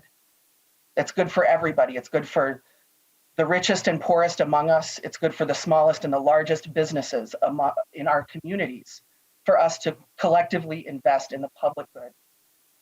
And this bill invests in the people. This is our work together. This is why we are here. Please support it, members. The member from Wright, Representative Lucero. Thank you, Madam Speaker. And just to, I had a different series of questions to start with, but just to tag off what Chair Gomez was just talking about, Madam Speaker and Chair Gomez, you and I believe, probably share our disdain for large, nameless, faceless, corporate entities that care for little more than the almighty dollar. And Chair Gomez, I'm thankful for some of the things that you do work on and the values you do have, and we do have overlap. And I think this is one of those areas. It is, the whole system of free market capitalism requires self-control at the bookends. But in the absence of self-control and self-checking of one's ambitions or an entity's ambitions, government regulation is not a substitute for that and cannot replace what needs to exist, which is compassion and self-control, again, in its extreme end, to provide goods and services to people. But the question I would have, if Madam Chair, if the chair of the Tax Committee would yield. Will you yield? He will yield. Go ahead, Representative Lucero. Thank you, Madam Speaker. And Chair Marquart, I did hear that there was the creation of a fifth tier. I did hear that there was the increase in corporate tax, so C Corp, and I'm not sure to what extent the tax increases to corporations are increasing. But can you enumerate if there are any additional tax or fee increases in any other areas, in just, for example, tobacco or liquor or any other areas? Representative Marquart. So thank you very much, Madam Speaker and Representative Lucero, and I'll talk more about this in my closing comments, but the guilty is multinational corporations that shift profits, and those are different than just corporations, but we'll talk about that a little bit later. There are a couple other areas that raise revenue. Deemed repatriation, dollars coming back from controlled foreign corporations. There's a little bit on clarifying a Supreme Court case, the Fielding case on resident trusts. And then there's a little bit in that we now tax heating devices on vapor products just like cigarettes. So I think those would be the three other areas. Representative Lucero. Okay, thank you, Madam Speaker. And if the tax chair would yield for one more question. He will yield. Go ahead, Representative Lucero. Thank you, Madam Speaker. And Chair Marquart, I have not had the pleasure of serving on the Tax Committee in my time in this great institution, either under your chairmanship or Chair David's. So it's my understanding, and I'm just seeking if you could confirm this. And I did, so in the additional areas that you just expressed, there was one, vaping, I think you had said. But the traditional understanding of the sin taxes, which would be alcohol and tobacco, is it accurate to say that one of the justifications for increasing taxes in these areas, like the traditional, again, sin taxes, is, and the argument is made because it'll help to stop people from engaging in that activity, such as, again, increasing tobacco products by 50 cents a pack or something like that. Is that an accurate statement? Representative Marquart. Thank you, Madam Speaker, and Representative Lucero. I mean, I think there's like $1.8 million on taxing heating devices for vapor, so there's not much there. What's really important would be the $30 million for tobacco cessation efforts, Representative Morrison, which does go towards trying to prevent youth smoking and getting adults to stop smoking. Representative Lucero. Thank you, Madam Speaker. Well, I'm going to repeat something that I've heard Chair David say in the past, something to the effect of, if you want more of it, reduce the taxes. If you want less of it, increase the taxes. And that is a universal principle. When we increase the taxes, it is well understood that increasing the tax on a product or service acts as a disincentive to engage in that behavior. So increasing the tax on tobacco, for example, will cause less people to engage in the activity of purchasing tobacco products. And that same principle is true of any activity or behavior. And so when we increase the tax on living in Minnesota, it is going to act as a disincentive for people to want to live in Minnesota, and people will leave. When we increase the corporate tax rate to do business in Minnesota, it acts as a disincentive for businesses to be headquartered in Minnesota, and they will leave, and they can because they have 49 other options to live in. The fifth tier, those that would be subject to the fifth tier, have an option to live in 50 other places, 50 other states. It'll act as a disincentive to live in Minnesota. And Madam Speaker, would Representative Herr yield for a question? She will yield. Representative Lucero. Thank you, Madam Speaker. And Representative Herr, thank you for yielding. I believe you were one of the first couple speakers to the bill. Could you confirm my understanding of what I heard? I just want to make sure I heard you correctly. It was something to the effect, and if I have the repeat here incorrect, please correct me. It was something to the effect that you had advocated that taxes needed to be increased on corporations in order to help out those at the bottom. Representative Herr.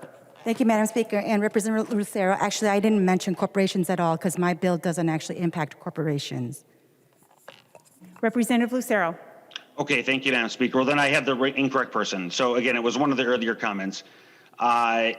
So I heard somebody mention that one of the reasons why we need to increase the taxes on corporations to help out those at the bottom. And one of the things that I would like to remind members, and this is an article I think I've had to cite every year during the tax debate, is the following. Back in 2017, December of 2017, most of us should remember the Tax Cuts and Jobs Act of 2017, passed by a Republican Congress and signed into law by President Trump. And I'm looking at an article here from December 20th of 2017. Having passed Congress and being sent to the president, but not even signed into law yet, just on its way to the president's desk, we saw headlines to the following. Wells Fargo, Fifth Third Bancorp unveil minimum wage hikes after tax bill passage.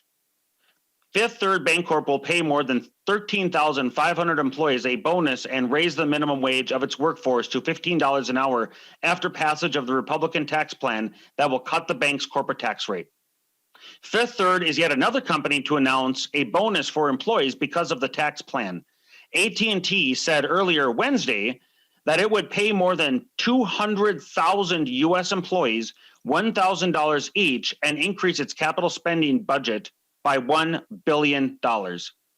Wells Fargo, meanwhile, also said it would be boosting its minimum wage for employees to $15 an hour, which was prompted by the tax plan.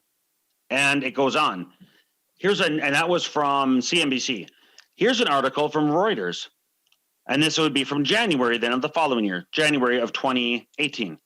Walmart on Thursday said it will raise entry-level wages for U.S. hourly employees to $11 an hour in February as it benefits last month's major corporate tax cut. And then here's a CNBC tweet that I'm looking at. Breaking. Walmart will raise its starting wage rate for hourly employees in the U.S. to $11 an hour, expand maternity and parental leave benefits, and provide a one-time cash bonus to eligible employees of as much as $1,000 due to tax reform. Madam Speaker and members, when we cut taxes and leave profits in the hands of the companies that have earned it, it translates directly to increases in the minimum wage, increases of benefits, increases of bonuses paid, increases of corporations contributing to nonprofits and charitable organizations in their communities and around the country. When we increase taxes, which is what this bill does, by increasing a fifth tier, by creating a fifth tier on individuals and by increasing the corporate tax rate, it'll take money directly away that would otherwise go to minimum wage workers. So members, if we want to protect those at the bottom, if we want to help raise the standards of living for those that have empty stomachs or that suffer hunger or that are renting, if we want to help those individuals out, we need to cut taxes. We need to cut government red tape. We need to allow for these companies to innovate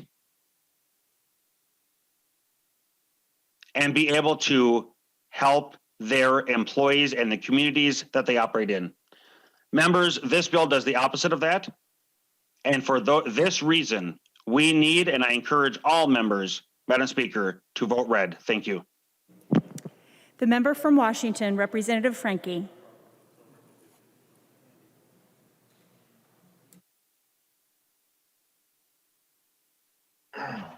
Thank you, Madam Speaker. Thank you, members. Thank you, Chair Marquart, for the discussion today. I just want to take a little bit of time. I know there's been some discussion here about bars and restaurants and the sacrifice that we've had to take over the last year and our small businesses. And I want to take a moment to discuss how, over the last year, we've been required to close, to once again sacrifice, and then we are allowed to open up and then once again close, all willingly. We do our part. I want to talk about what the future holds, members. What I do not see in this bill and is forward thinking to what I spoke on yesterday, members. Once again, there are no provisions to deal with the potential revenue loss to our nonprofits and our small business partners with the restrictions that will happen when the electronic pull tabs language becomes law.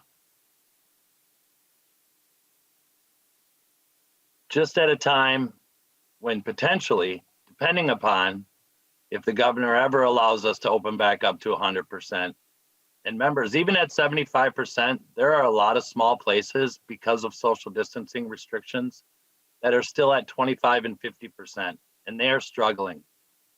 And let's hope and pray that by September 2022, we're at 100% capacity and these places are functioning. And then once again, a potential revenue stream for these small businesses and the nonprofits. The correlation between these small businesses and these nonprofits go right back into our communities, members. And there's no provisions in this bill for that. Why? Because of the process. Process we used to shove that bill into the Omnibus bill. Therefore, we cannot address it in this bill. So members, we need to pay attention to how we address things and how we move forward. once again, I just want to reiterate that, you know, the PPP, the unemployment insurance for all these employees, I think Garofalo put it best, political poker chips. And then by not addressing other issues, we're just leaving people out to dry. So please, members, when we're making decisions, let's also try to remember to have a little forward thinking in the process. Thank you, Madam Speaker. Thank you, members. The member from Stearns, Representative Tice. Thank you, Madam Chair. I would just like to give a quick thank you to Chair Joachim and Chair Marquart for including in the bills the tax and use requests from St. Cloud and from Wade Park. Thank you very much. Both of those cities really need the money that we're looking at getting. I would like to put an extra little thought in for Wade Park. Thank you for the 2 projects you did include, but having the 10th Street part is really essential to Wade Park. Wade Park does not get LGA, so they did not get anything additional for that project. So, Chair Marquart, please ask me if you have any questions when you get to conference about some of the importance of the project to Wade Park, because Wade Park does not get any LGA, and their population pretty much triples every day because they have so much commercial in that district. That road is an important part of how to get to work, how to get to people to move from one entity to the next. And we haven't even opened up the amphitheater yet. It'll be opening up this summer finally, and I can't imagine how many people are going to want to come to that area to enjoy the music and to be together. So thank you, Chair Marquart, and I hope that we can see it come through in conference committee, and if you need anything, please let me know. The member from Meeker, Representative Erdahl.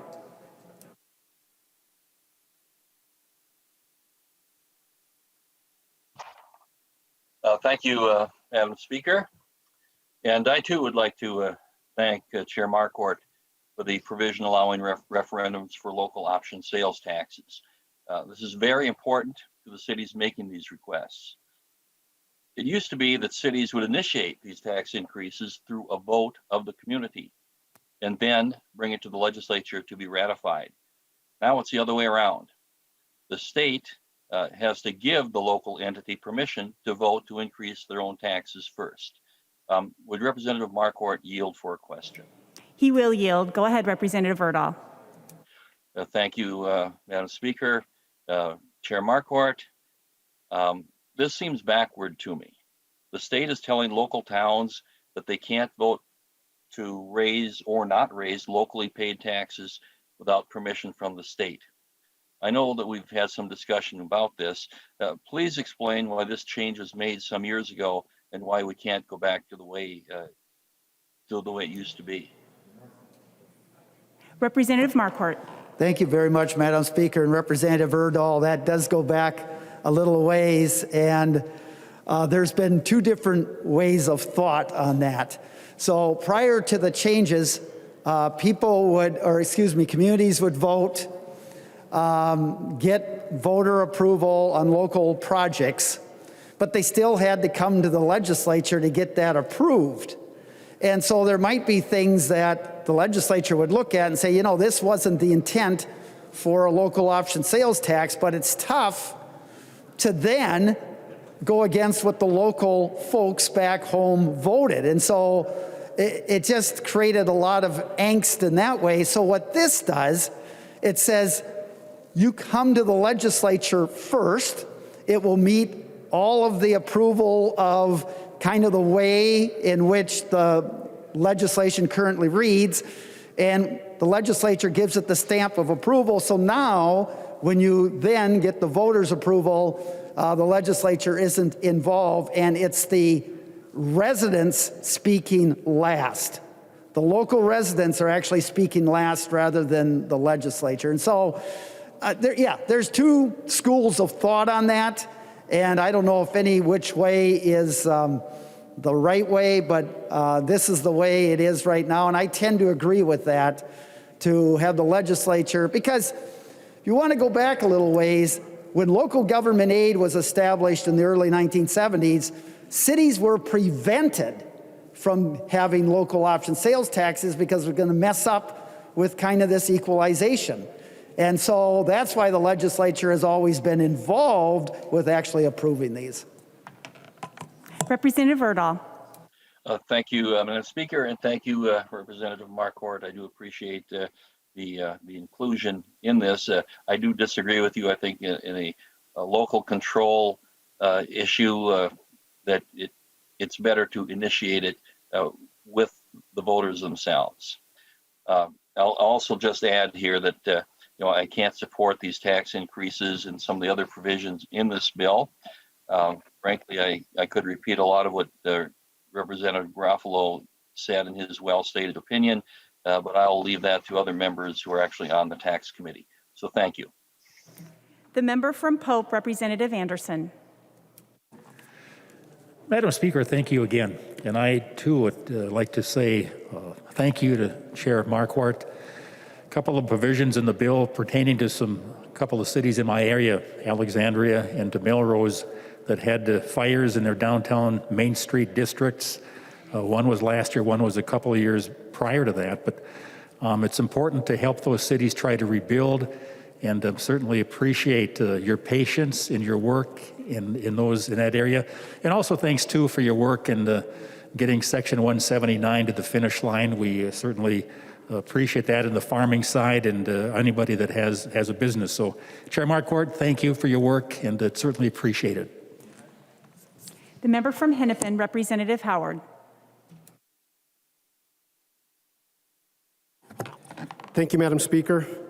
First, I want to thank Chair Marquart. I enjoyed serving on the Taxes Committee, and thank all of the members on the committee that contributed to this bill through the debate in our committee, through the bills they introduced. And I specifically want to thank the Minnesotans that testified in committee and those that reached out to all of us, urging us their wishes for our budget. Members, we're having a very respectful debate today. I will say I am getting a sense of deja vu from when Democrats last passed a balanced budget that raised taxes on wealthy Minnesotans. And in fact, I went back and watched some of the tax bill debate from 2013. And first, I have to say that members on both sides of the aisle have aged very well. Not a day since 2013. But in that debate, we heard a lot of the same themes that we're hearing today about job-killing tax increases, that the sky was going to fall, that Minnesota was going to lose its competitiveness, and the world was going to end as we knew it. And, to my friends on the other side of the aisle, I do not question the sincerity or conviction in your position. There is just a difference of philosophy on this. But just as we wouldn't trust a meteorologist that continues to predict a hurricane that never comes, we have to look at the facts. Just because we hear the same tropes over and over again do not make them true. So let's look at what happened in 2013 after Democrats passed a budget that invested in our schools, in our future, and raised taxes on the wealthiest Minnesotans. Between 2013 and 2019, Minnesotans' personal income grew faster than any other state in our region. The number of fourth-tier filers, those at the very top, have increased nearly 40% since 2012, far from the migration that we were asked to foresee. And consistently, Minnesota is ranked as one of the very best states to do business. Members, we aren't ranked that way because of our taxes. We're ranked that way because of our quality of life, because we've invested in a world-class workforce, in education, in our environment, in the Minnesota way of life. So, members, I want to just raise a few issues we've heard from the other side. One is that, if we just cut taxes for the ultra-rich and our big corporations, then wealth and jobs are going to trickle down to the rest of us. But is that true? Let's look at the Trump tax cuts that were referenced in 2017, the largest windfall for big, wealthy corporations in a generation. The reality, the vast majority of that windfall has went to stock buybacks for big corporations to the tune of $1 trillion. Have prices decreased for Minnesotans? Has there been a cataclysmic increase in wages? That has not been the case. We also heard that we are hurting our small businesses through this bill. And again, let's look at the evidence. Let's look at the bill. We are asking multinational corporations that shelter profits overseas to pony up. And unless your local diners are owned by Apple or Microsoft, they will not see a tax increase in this bill. Rather, they're going to see a tax break. We are supporting our smallest businesses, those most impacted by this pandemic, with a tax cut. We've also heard that the fifth tier will impact some of our small businesses, and that is true. There are some small businesses that file with pass-through income. But do you know how many filers? 1.6% of filers with pass-through income will be subject to this fifth-tier income tax. And let me remind you, it is only on income over $1 million. That first million, that's taxed at the same rate. We are only talking about the Minnesotans who were fortunate enough to earn $1 million plus during this pandemic. Members, we don't take this approach out of ill will for the ultra-rich in Minnesota. We want them to be successful. We want everyone to be successful. Well, maybe we do have a little ill will for corporations that are hiding their profits in Bermuda or the Cayman Islands. But the strongest justification for this bill isn't grounded in our feelings or even a sense of fairness. It is the economic case for a stronger future for Minnesota. That's because our economic strength in Minnesota rests not in the hands of the few, but in the many. And widening income inequality is damaging our economy. For the last 40 years in this country, most Americans have seen their income relatively static. Meanwhile, housing costs have skyrocketed, tuition has skyrocketed, child care costs have skyrocketed. The middle class has seen their ability to be fortunate and have a quality of life squeezed. Meanwhile, those at the very top have seen their incomes skyrocket. And it's worsened during this pandemic. Just in this last year, the U.S. billionaire's wealth has increased by $1.3 trillion. And that is an increase of 44%. Meanwhile, 500,000 Minnesotans can't afford their home. 125,000 Minnesotans have lost their jobs in the food services, entertainment, and recreation sector. 600,000 Minnesotans face food insecurity. That is why this bill invests in working Minnesotans, our smallest businesses, our families, our students. Minnesotans, they understand this approach and they support it. That's right, this tax bill has bipartisan support, at least outside of this chamber. Poll after poll shows Minnesotans and Americans support higher taxes on the wealthy and corporations, especially if we invest in all of us like this tax bill does. Members, it would be a little presumptuous for me to brand this tax bill with a song title, as esteemed tax chairs in the past have done so well. But if I were to go down that road, I'd be inclined to echo the words of Paul Simon and Art Garfunkel, because this tax bill is a bridge over troubled waters to Minnesotans. It has been a tough year for so many. And this bill says to those Minnesotans who have been hit the hardest that we have your back.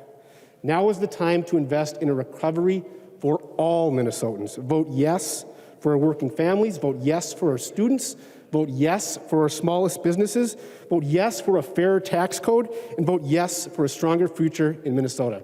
Thank you, members. The member from Anoka, Representative West.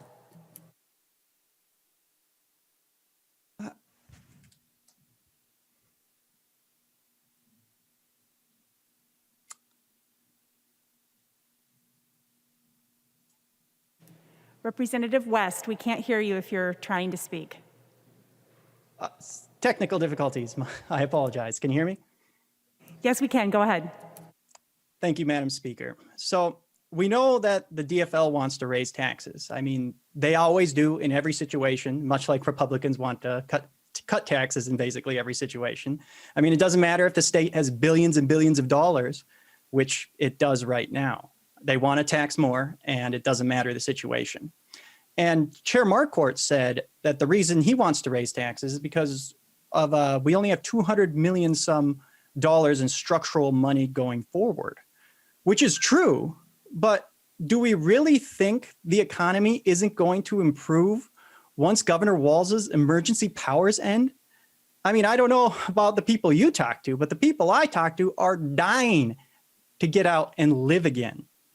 I mean, everybody likes to be so pessimistic in this body, but I firmly believe that we are going to be experiencing another roaring 20s. I mean, just like after the Spanish flu pandemic in the early 1900s. I mean, good times are right around the corner. We've got great vaccination rates, especially for people who are most vulnerable. The economy is primed and ready to go. I mean, so let's stop being so pessimistic and realize, sure, the numbers don't look good in this moment, but it's going to be very good very soon. So let's drop this pessimism. And what this bill really shows is the woke wing of the DFL has indeed taken over the party. I mean, Democrats have been complaining that more people didn't suffer during this pandemic. I mean, they're mad about inequality not decreasing like it should. And while inequality isn't a good thing, trying to punish people who didn't suffer as much is just sadistic. I don't get it. So let's focus on helping people. And that starts with fully exempting PPP loans. I was at the Blaine Business Council this morning and gave a quick update on the PPP loans. And it's really good news. The Senate has a PPP loan exemption, as does the House. But the House is capped, as Chair Marquart mentioned earlier. And after that meeting, somebody came up to me and said, why are they doing this? You know, they gave us this money to retain employees, to keep the doors open during this pandemic so we could get it under control. And this bill really shows exactly why. The DFL, the woke wing of the DFL, wants more people to suffer for the sake of equality. And that's not a good way to do policy. Rather than focusing on vindictive measures like this bill, we should focus on fully exempting PPP loans and the pandemic unemployment insurance tax exemption. That's what Minnesotans really want. So let's ditch this partisan bill, vote red, and let's actually do what the people want and what everybody in this room really wants and we can agree on. Thank you, Madam Speaker. The member from Fillmore, Representative Davids. Well, thank you, Madam Speaker and members. First of all, I do want to thank Chair Marquart and his staff, Nathan Jessen, I shouldn't start mentioning names, your whole staff, Chair Marquart, has been great to work with. I want to thank the Stephen Rubis, Doctor of Taxology, for all of his help in his work on this bill. You know, it wasn't that many years ago, I deemed the House Research Nonpartisan to be the A-team, the dream team, the A-team. Michael, Dalton, Manzi, Hines. I mean, how do you possibly fill those shoes? Well, I have good news, members. Those shoes have been filled.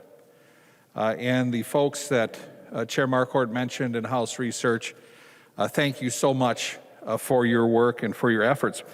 And of course, we'd be remiss if we didn't thank Ms. Schill and Ms. Templin in House Fiscal and with the great job that they do. I was reminiscing just a bit. I saw Mr. Cummings, and I remember the days in Tax Committee as chair where he was the liaison between the Department of Revenue and the Tax Committee. And the Department of Revenue has had very good folks fill in after Mr. Cummings, but I never saw that man unprepared. He was detailed, he had the answers, and if he didn't by chance, we got him really quick. So thank you, Paul Cummings, for the work you did and for everything you do. I Googled best Minnesota tax chair ever. And Marquart was way up there. He was way up there. There's only one ahead of him. Ann Lincheski, I think it was. So, Chair Marquart, you've been so great to work with. Our weekly meetings, having an open door, being accessible at all times. And I have to say that, Mr. Chair, you put together a very, very good bill with just a couple clinkers in it. I would love to vote for this bill. What you did for the local entities, for the cities, the property tax reduction on the CI from going to 100 and 150 in a district like mine, that's a huge deal. That is a really big deal, and I thank you for that. But sadly, I won't be able to vote for this bill today simply because of two items. The corporate tax increases, because what happens there is that is passed down as a regressive tax, as we know. And of course, the fifth tier, I think, makes us quite uncompetitive as a state. But again, I would like to thank the members of the tax committee, the staff, and again, Chair Marquart, thank you. And let's get this thing to conference, and let's get a bill back that we can all support. Thank you, Madam Speaker. The member from St. Louis, Representative Liz Lagarde. Well, thank you, Madam Speaker, and to the members. You know, listening today, I heard a couple different themes. Obviously, that there are two different sides with two different opinions, but a lot of respect. But the common theme that I heard speaks to the integrity and the character of the chair of the tax committee, and that is Chair Marquart. Everyone identifies you as a statesman, bringing people together in this most tense moment in our state, in our history. You had the ability to be all-inclusive. And it is an honor for me to serve with you and under you and to learn from you. And I just want to thank you. You are truly a gem, and I'm glad to call you my friend. The member from Isanti, the Minority Leader, Representative Doubt. Thank you, Madam Speaker and members. Here we are at the end of passing or conversation about debate about a tax bill that is supposed to help Minnesotans. Unfortunately, the Democrats in this chamber have spent this entire session using the help that Minnesotans need and holding it hostage, using it as trade bait. I appreciate Representative Marquart. I think we all enjoy working with you. I agree that you're one of the top 10 best tax chairs that we've had. It is tough competition, though. And I do really like Ann Lincheski.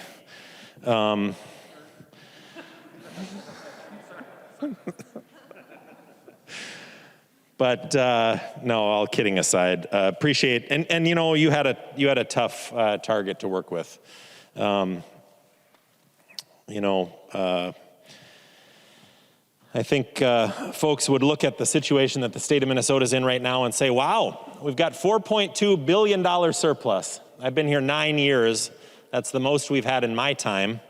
And I think safe to say that's the largest surplus we've had in modern history. But when we have the largest surplus in modern history, Democrats in the Minnesota House are going to raise taxes on job creators and on middle-income Minnesotans. Shameful. And when Minnesotans, in one of the toughest years in recent history, as a result of a horrible pandemic and shutdowns that frankly didn't follow science, suffered tragic losses to their business, to their livelihood, to their incomes. And who stepped up to help? The federal government did. Under Trump, under Biden, the Republicans and the Democrats in Washington came together to help Americans through this. And what does Minnesota do? Minnesota seeks to profit off of the money that was sent to help Minnesotans. The federal government sent PPP loans to Minnesotans, to Minnesota businesses. PPP is Paycheck Protection. That was designed to keep Minnesotans employed at Minnesota businesses rather than have those businesses lay off their employees. Minnesota businesses could apply for these loans, and many received them. And if you followed the criteria that was required, which was spending all of that money, not setting aside money to send into the state of Minnesota to pay taxes, if you followed the requirements and spent the money on what they wanted it to be spent on, which was paying employees and paying your business expenses to keep your business afloat so that you could be solvent and ready so that when this pandemic is in our rearview mirror and we see an economic boom, you're ready to be part of it. Republicans in the Minnesota Senate passed that PPP forgiveness exemption so that Minnesota would not tax this money that was sent from the federal government to help Minnesota businesses. The state Senate passed that on March 20th. And here we are a month later, when these payments were due over a month ago, and Minnesota Democrats are still holding that help hostage. And now they've put out their bill and their plan, which doesn't even exempt it all. It only exempts part of it. And the formula they use doesn't even make any sense. They say if you received a loan forgiven bigger than this amount, you don't get the help. Well, what if that business lost money? What if they lost money this year or last year? And what if they kept all of their employees employed and helped us out so that those people didn't fall to the unemployment benefits and stress our unemployment trust fund? So they did the right thing, but they're not going to escape punishment by Minnesota Democrats who are holding that help hostage, hoping to trade it for tax increases at the end of session. And Minnesotans who received unemployment supplement benefits from the federal government that were not taxed, they did not have any withheld, Minnesota income tax withheld when they received that benefit. Those Minnesotans who over the last month or two now have gone to visit their tax provider or tax preparer are getting a stark, rude awakening to find out that the state of Minnesota is taxing those benefits and they have to write a big check. So at a time when the people in our state who did the right thing and needed help at this time have not been able to look to Minnesota Democrats.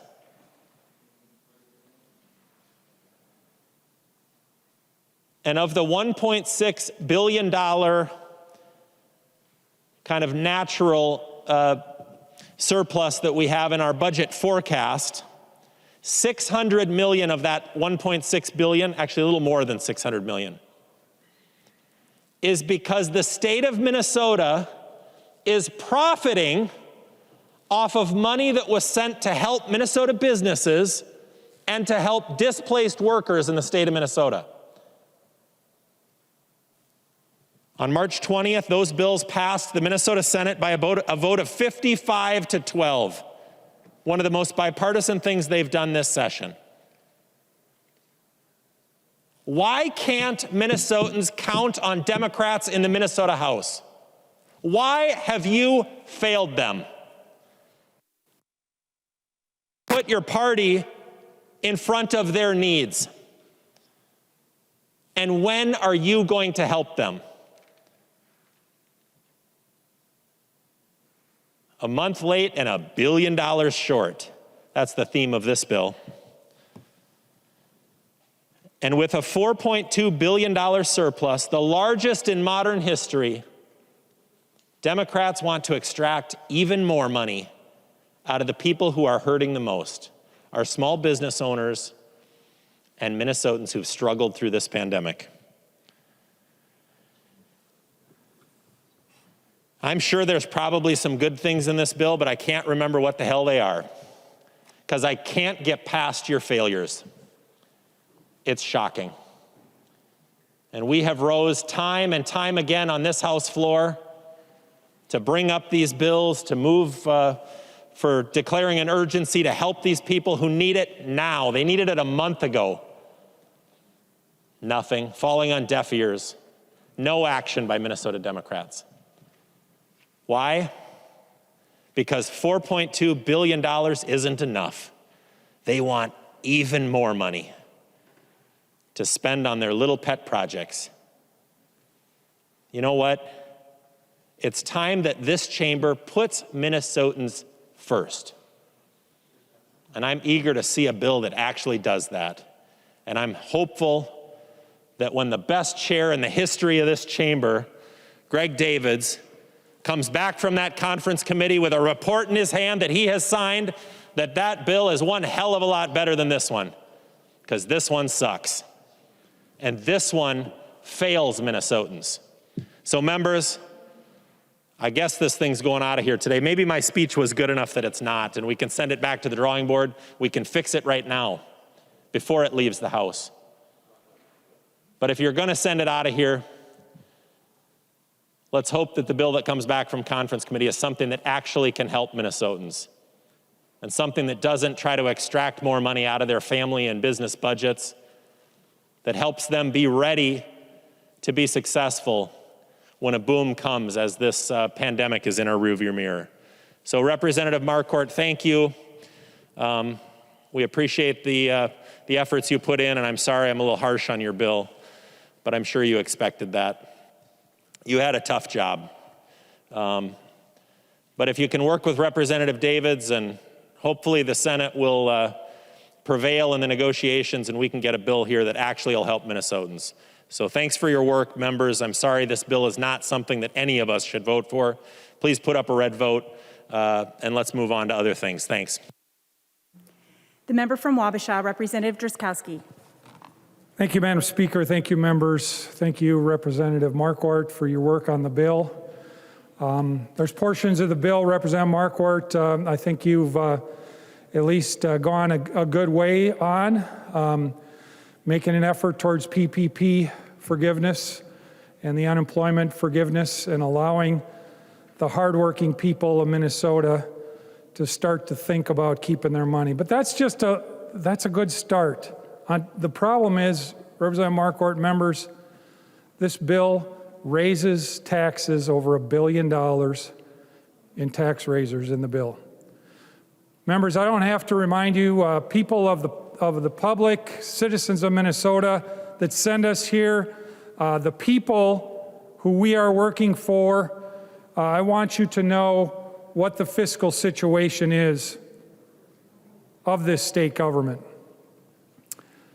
So to begin with, we are projected to have a $1.6 billion overcollection of taxes out of your pocket, the hardworking people of Minnesota.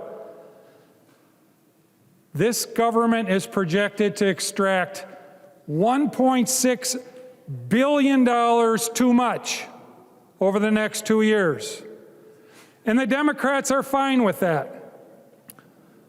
They have left that in there and decided that's not enough of an overcollection. We want to raise your taxes, you hardworking people of Minnesota, another $1 billion plus on top of that to fund all of our generous and numerous programs, including welfare programs, and some of them in this bill to pay people who don't work.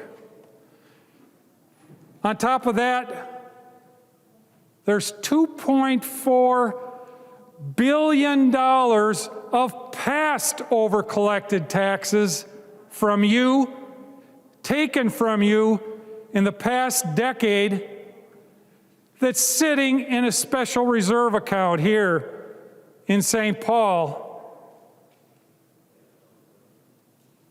In addition to that, the federal government is showering the state of Minnesota with another $8 billion of your money extracted not only from your pockets, but the pockets of your kids and grandkids, people who haven't even worked and had it collected from them yet. That money borrowed by the federal government, showering here on the state of Minnesota. We don't even have a full understanding of the impact, where all that money's going. Even the chairs of the committee don't know where the billions of dollars of federal money is going. And the Democrats, Representative Marquart, you guys had a great chance to actually reduce the tax burden of Minnesotans,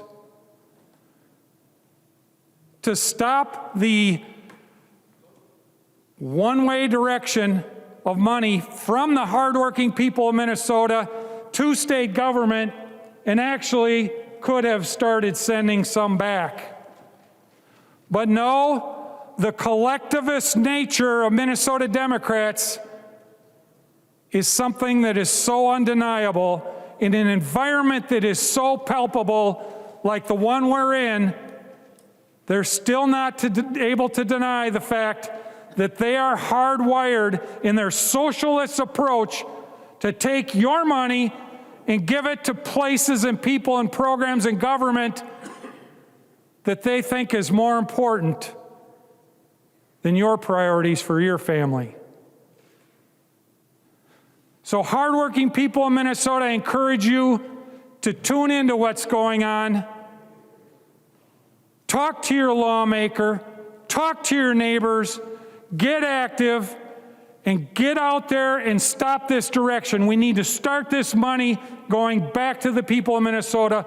The pile of your money here in St. Paul is so big that we don't even know how big it is.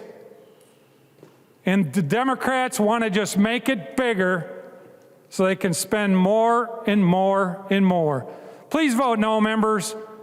Give the hardworking people of Minnesota the break they deserve.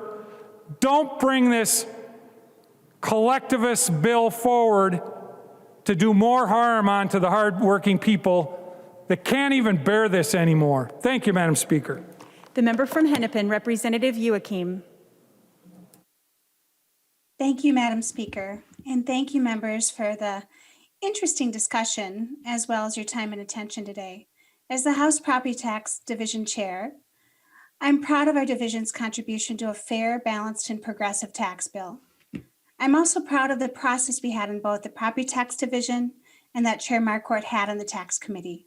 And you know, I don't look at Minnesotans as pet projects, and I will help remind you of all the good provisions that are in this bill. This bill provides $90 million to counties to provide grants to small businesses in their communities, provides increases in property tax refund and renter's credit for individuals, provides cities and counties flexibility to spur development, housing, and energy improvement projects.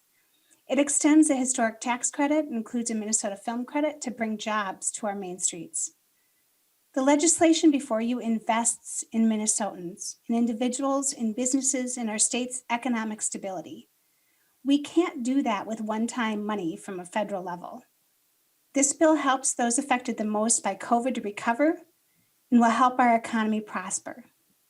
That is something to be proud of, not to play procedural games with.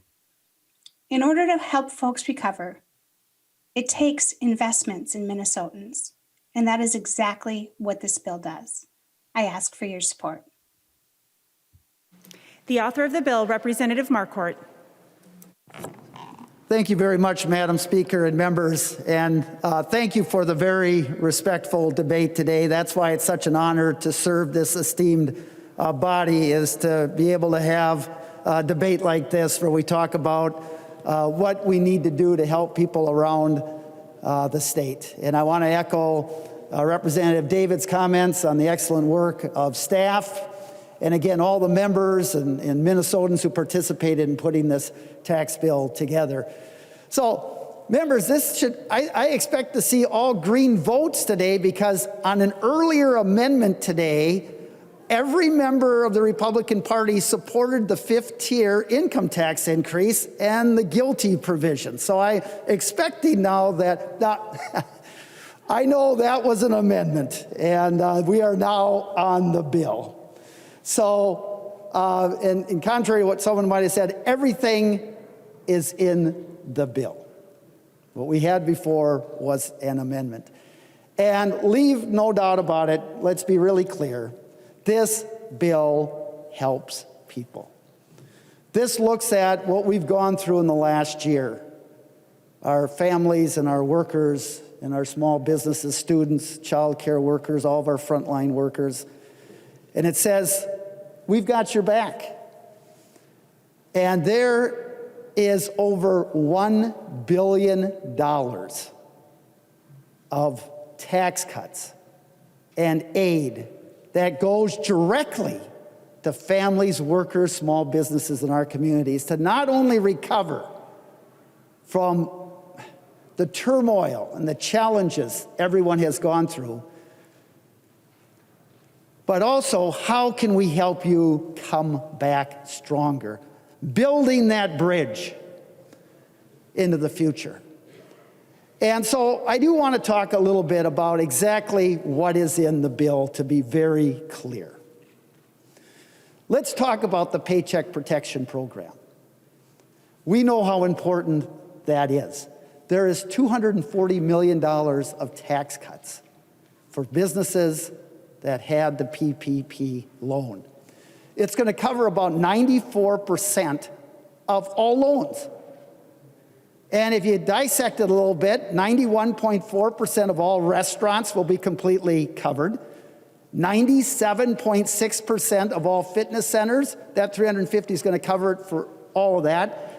And 99% of the loans that went out to beauty salons, completely covered.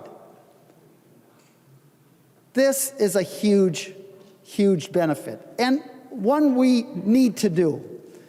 On the unemployment insurance, members, we're still down over 160,000 jobs.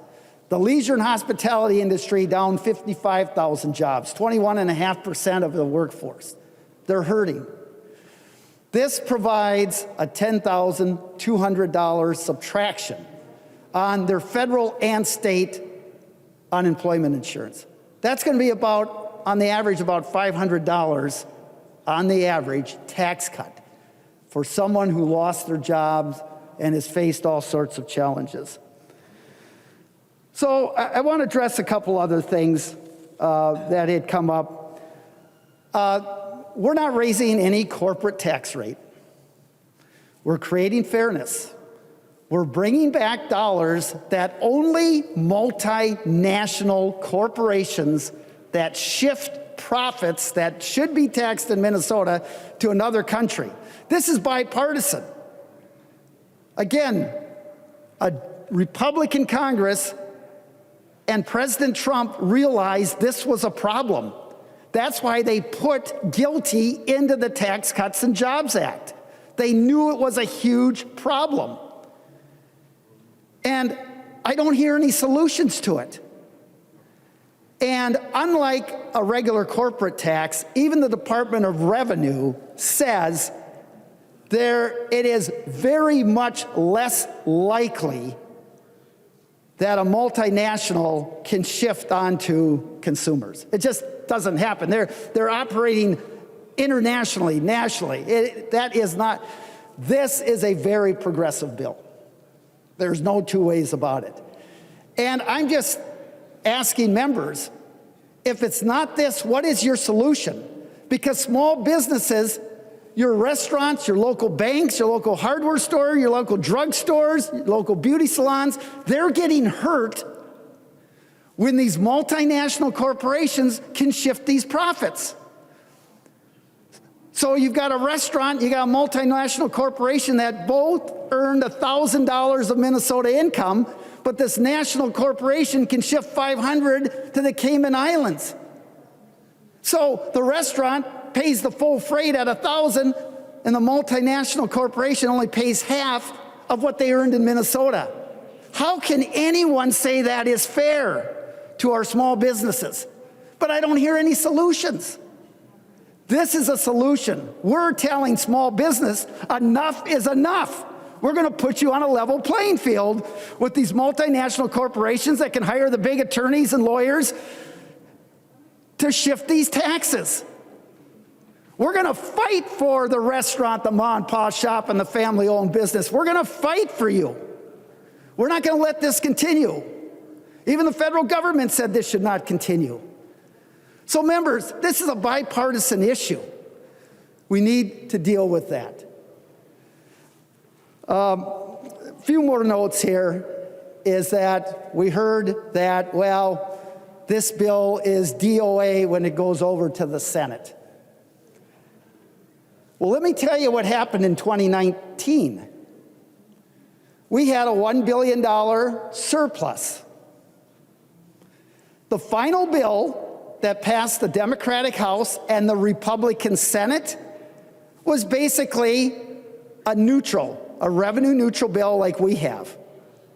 You know how much money was raised in that bill? 100 million? Nope. 200 million? Nope. 400 million? Nope. 600 million? $700 million was raised in that bill to buy down the tax cuts. So it's not like this hasn't been done before. The Republican House bill that passed in 2018, the House Republican tax bill that passed in 2018 not only had deemed repatriation, taxing foreign income, it had about $400 million in tax increases to buy down the tax cuts. So if you want something to pass quickly, there's nothing being held hostage here. There is no reason the Senate should not pass this bill. We'll send this over. We get the act first. Send this over to the Senate. They can concur. We can get it to the governor's desk like now. And the tax filing season is May 17th. Plenty of time. We can get that done. There is no reason the Senate should not support this. They've supported it in the past. So, members, we can go status quo, or we can go to the wall for our families, our workers, our small businesses, and our communities. That's what this bill does. Over $1 billion of tax cuts and aids to those hit hardest by COVID-19, not only to recover from COVID-19, but to make people stronger. And it's for everyone, everywhere. So members, this deserves a green vote. This deserves a green vote because we tell our families and our workers and our small businesses, we have your back. We're not going to just settle for the status quo. And the bills that have come through here this week, that's what the House DFL is saying, is we have your back because we know the tough times you've been through during this COVID-19, and we're willing to invest. We're willing to go the extra yard. We're willing to crash through that wall for you because we know that's what's going to take to not only recover, but to make this state, make our businesses, make our families, make our workers stronger and better into the future. For hope and optimism where we can lift up this state and we see a rising sun, let's vote yes on this tax bill. There being no further discussion, the clerk will take the roll.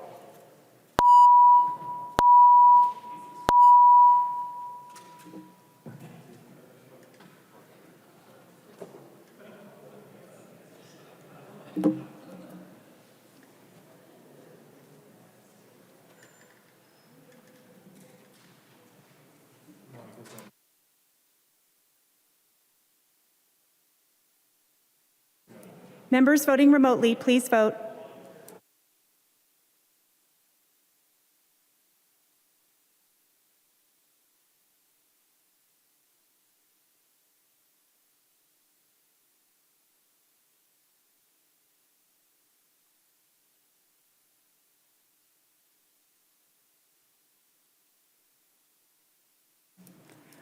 Will the clerk call the names of all those members who have not yet voted?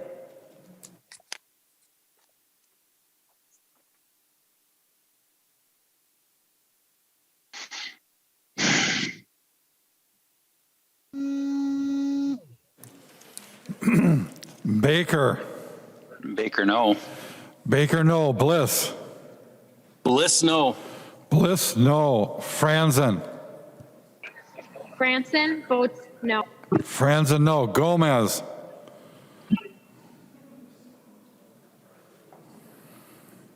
Gomez.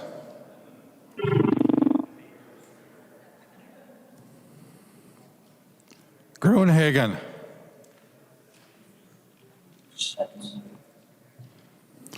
Gruenhagen. Gruenhagen, no. Gruenhagen, no. Hausman. Hausman, aye. Hausman, aye. Heinrich. Heinrich, no. Heinrich, no. Hornstein. Ornstein, aye. Hornstein, aye. Igo. Igo, no. Kosnick.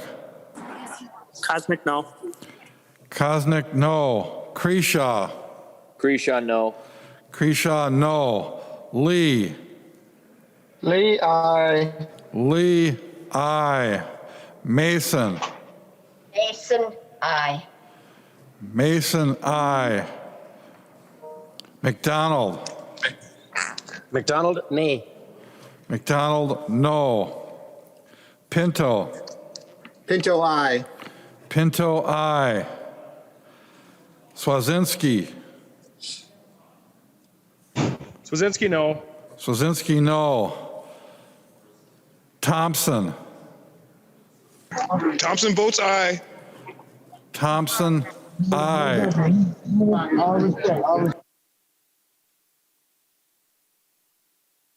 Gomez, aye.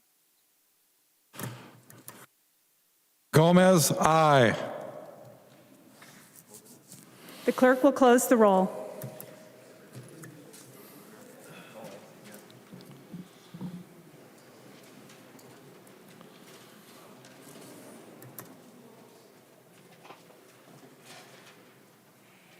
There being 68 ayes and 66 nays, the bill is passed and its title agreed to.